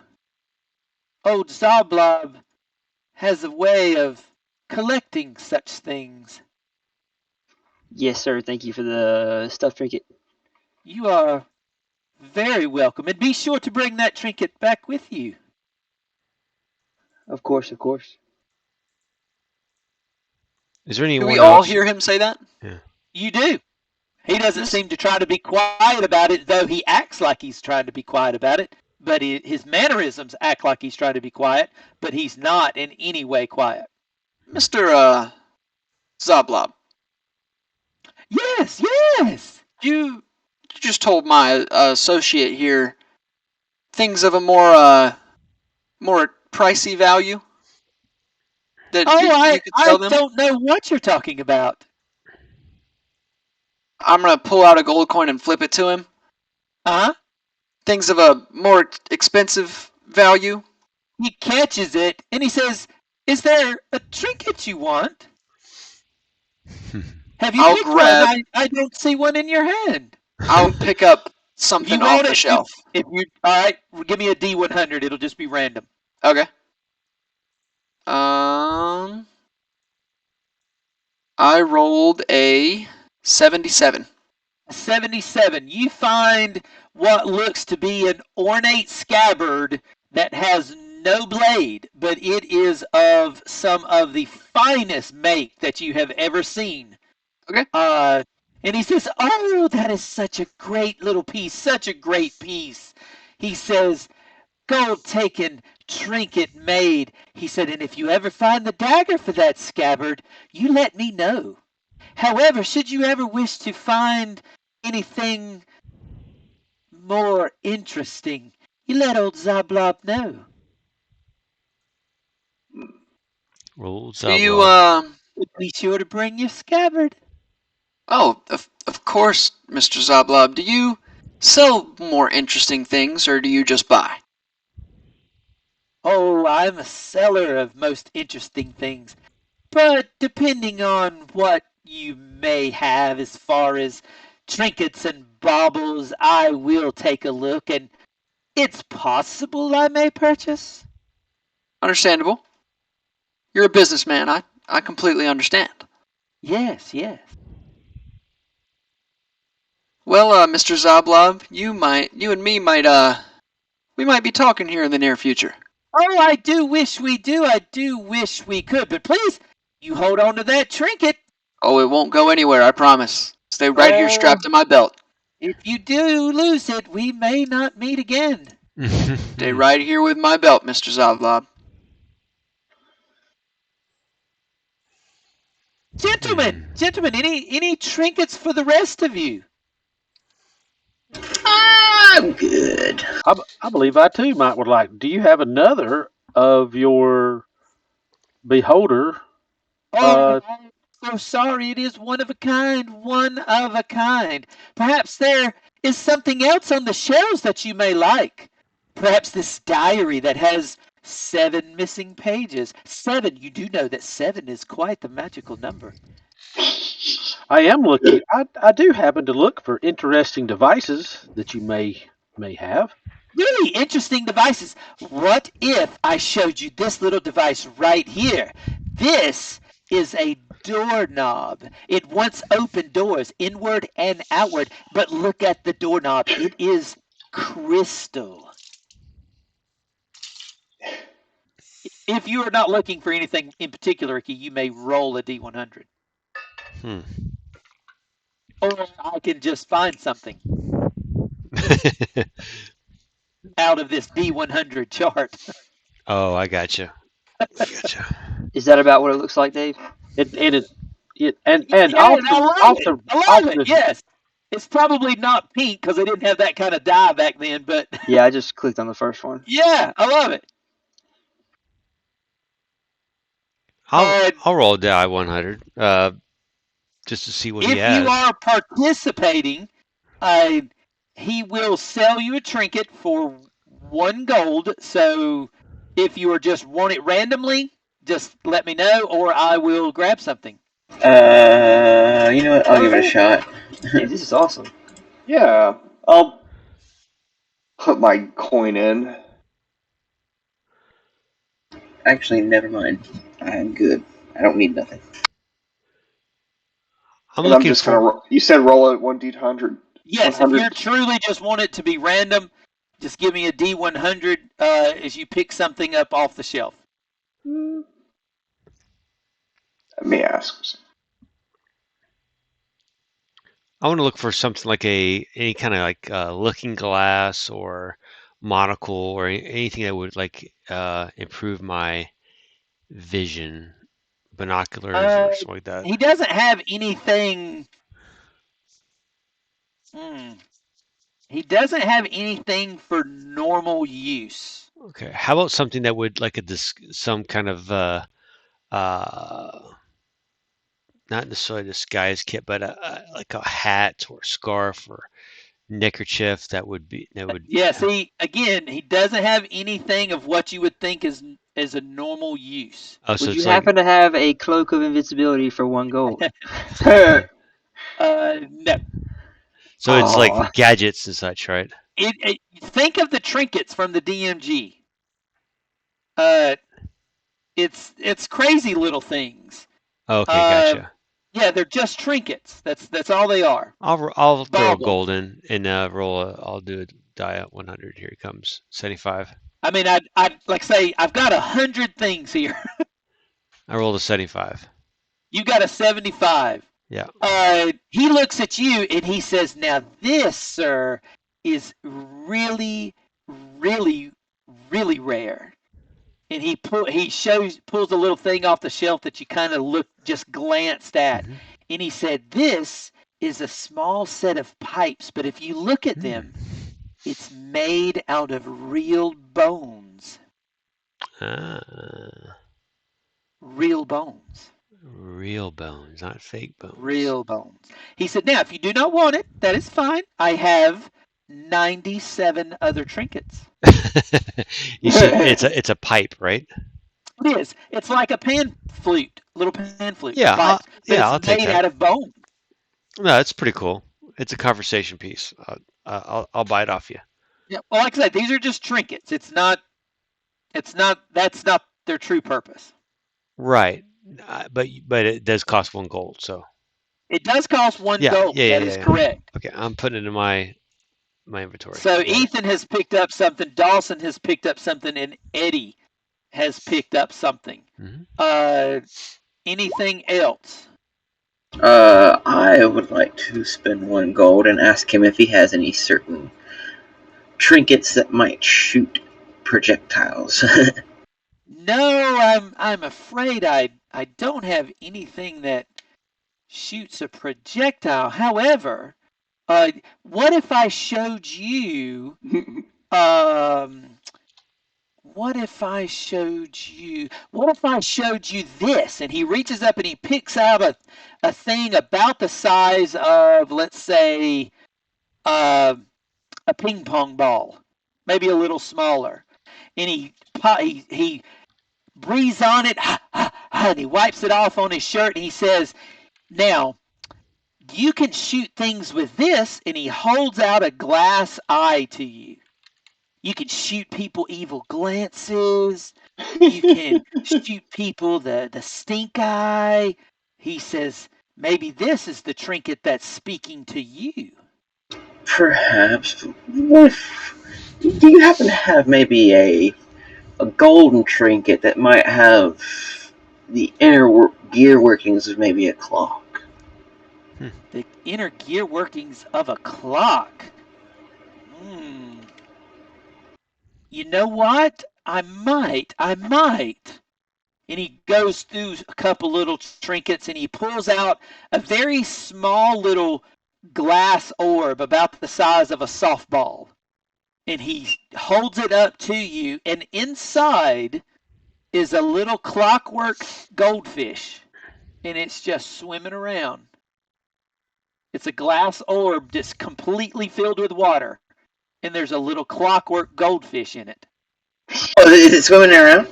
Yes, and it swims in this tiny orb. Okay, yeah, I'll take it. 1 gold piece. There you go. And I'll buy something too. Are you randoming it or trying to ask? Yeah, I'll let you pick me out something. Okay. I'm gonna go off your 70. You roll a 70, and he says, "Now, I don't know what this does, so you must be very careful with it." And he holds out a little packet, and he opens it up, and you look inside, and it's filled with a pink, sparkly dust. And he takes it and he seals it back, and he says, "Is this what you're looking for?" I believe that'll do for now. Okay, for 1 gold piece, he will give you a small packet filled with a pink dust. All right. For 1 gold. Percy, do you have any interest? I do. I see that you and I's color palettes have share similar taste. You seem to have a good eye and all eye the purple or Is there something you're looking for? Yes, actually. I was wondering if you happen to have like maybe some like accessory or pop like in the, purple like color theme, to go along with the ensemble, and I'll kind of show the, rather loud, rather purple like attire that I'm wearing. Well, I Dave, don't know please about give him number 95. Please. I don't know about that, but if you're looking for something purple, I do have this rather unique handkerchief. It's frayed along the edges, so I feel like it may have come from its owner. But this purple handkerchief, if you'll notice the embroidery along the edges, it actually says Elminster. Do you know who that is, boy? No, I can't say I do. Should I? Elminster was a very powerful mage. Oh, really? Is Perhaps it? this handkerchief once belonged to him. And you've checked it for curses, right? We've had dealings with cursed items. No trinket that I sell is cursed. No, sir. No, just sir. just making sure. I think I will take that. I think that will be very fashionable to have. Yes, yes, and I'll. Yes. Excellent, excellent. Now, for each of you, remember, should you ever desire to have a more interesting trinket or item, perhaps you come back to old Zablob and we strike up a deal. When the time is right, of course, because old Zablob only appears when the time is right. But be sure to hang on to your trinkets. Well, Be it sounds sure like it to might hang be a on good to time to those. ask you another question as well then. Oh, you would like another trinket? Oh, you are a hoarder. Oh, no. Just a small question. Since you may appear when are needed. I feel like today is the time when you're needed.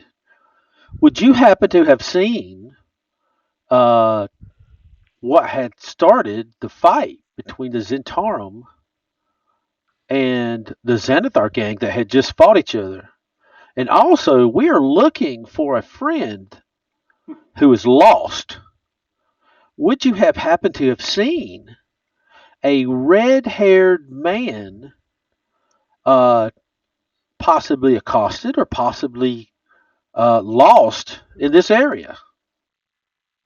Old Zablob sees a number of things, but just like items and trinkets, information is far from free. And he takes on a very serious tone at your question. Perhaps there is something you're willing to give up for such information.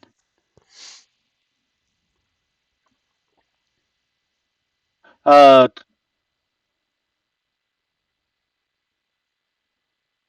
Now, looking around the room, Nothing but trinkets. all right. I mean, you're hundreds of trinkets. Right. And it's very, very purple. Apparently, it's obscenely purple. Yes. And Yes. we're gonna fit. I didn't realize what time it was, so we're gonna. Yours is the last question we're gonna answer, and we'll pick back up next week right here. All right. So you definitely detect the seriousness of his answer.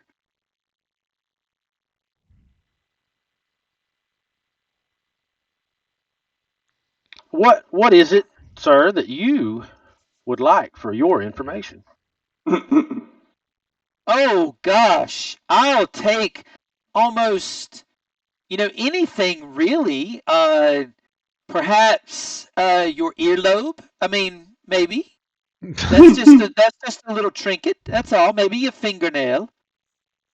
Also just a little trinket, and it'll heal right back. I don't know that you'll miss it. Perhaps a lock of your hair. Also a small trinket. Just a small little trinket of you, at which maybe I can make another trinket out of. That is all. How about this? And I'm going to take out the magical dust that I just bought from him. Uh-huh. I'm going to say, here, let me do something special for you. And what would that be? And I'm going to use my magical tinkering. And I'm going to take the dust, and I'm going to use my magical tinkering on it. Yep. And let's see. And I'm going to imbue it with. Let's see. I'm just going to imbue it with 5 foot of radius light. Okay. So that the envelope and everything, or whatever that packet of dust is, starts glowing with 5 foot radius light. And I'll say, here's something I bought from you, but here's something I will give back to you. And I'm going to give it back to him. And he says, and I do appreciate the gesture, dear boy. I really do. But that's not what I'm talking about.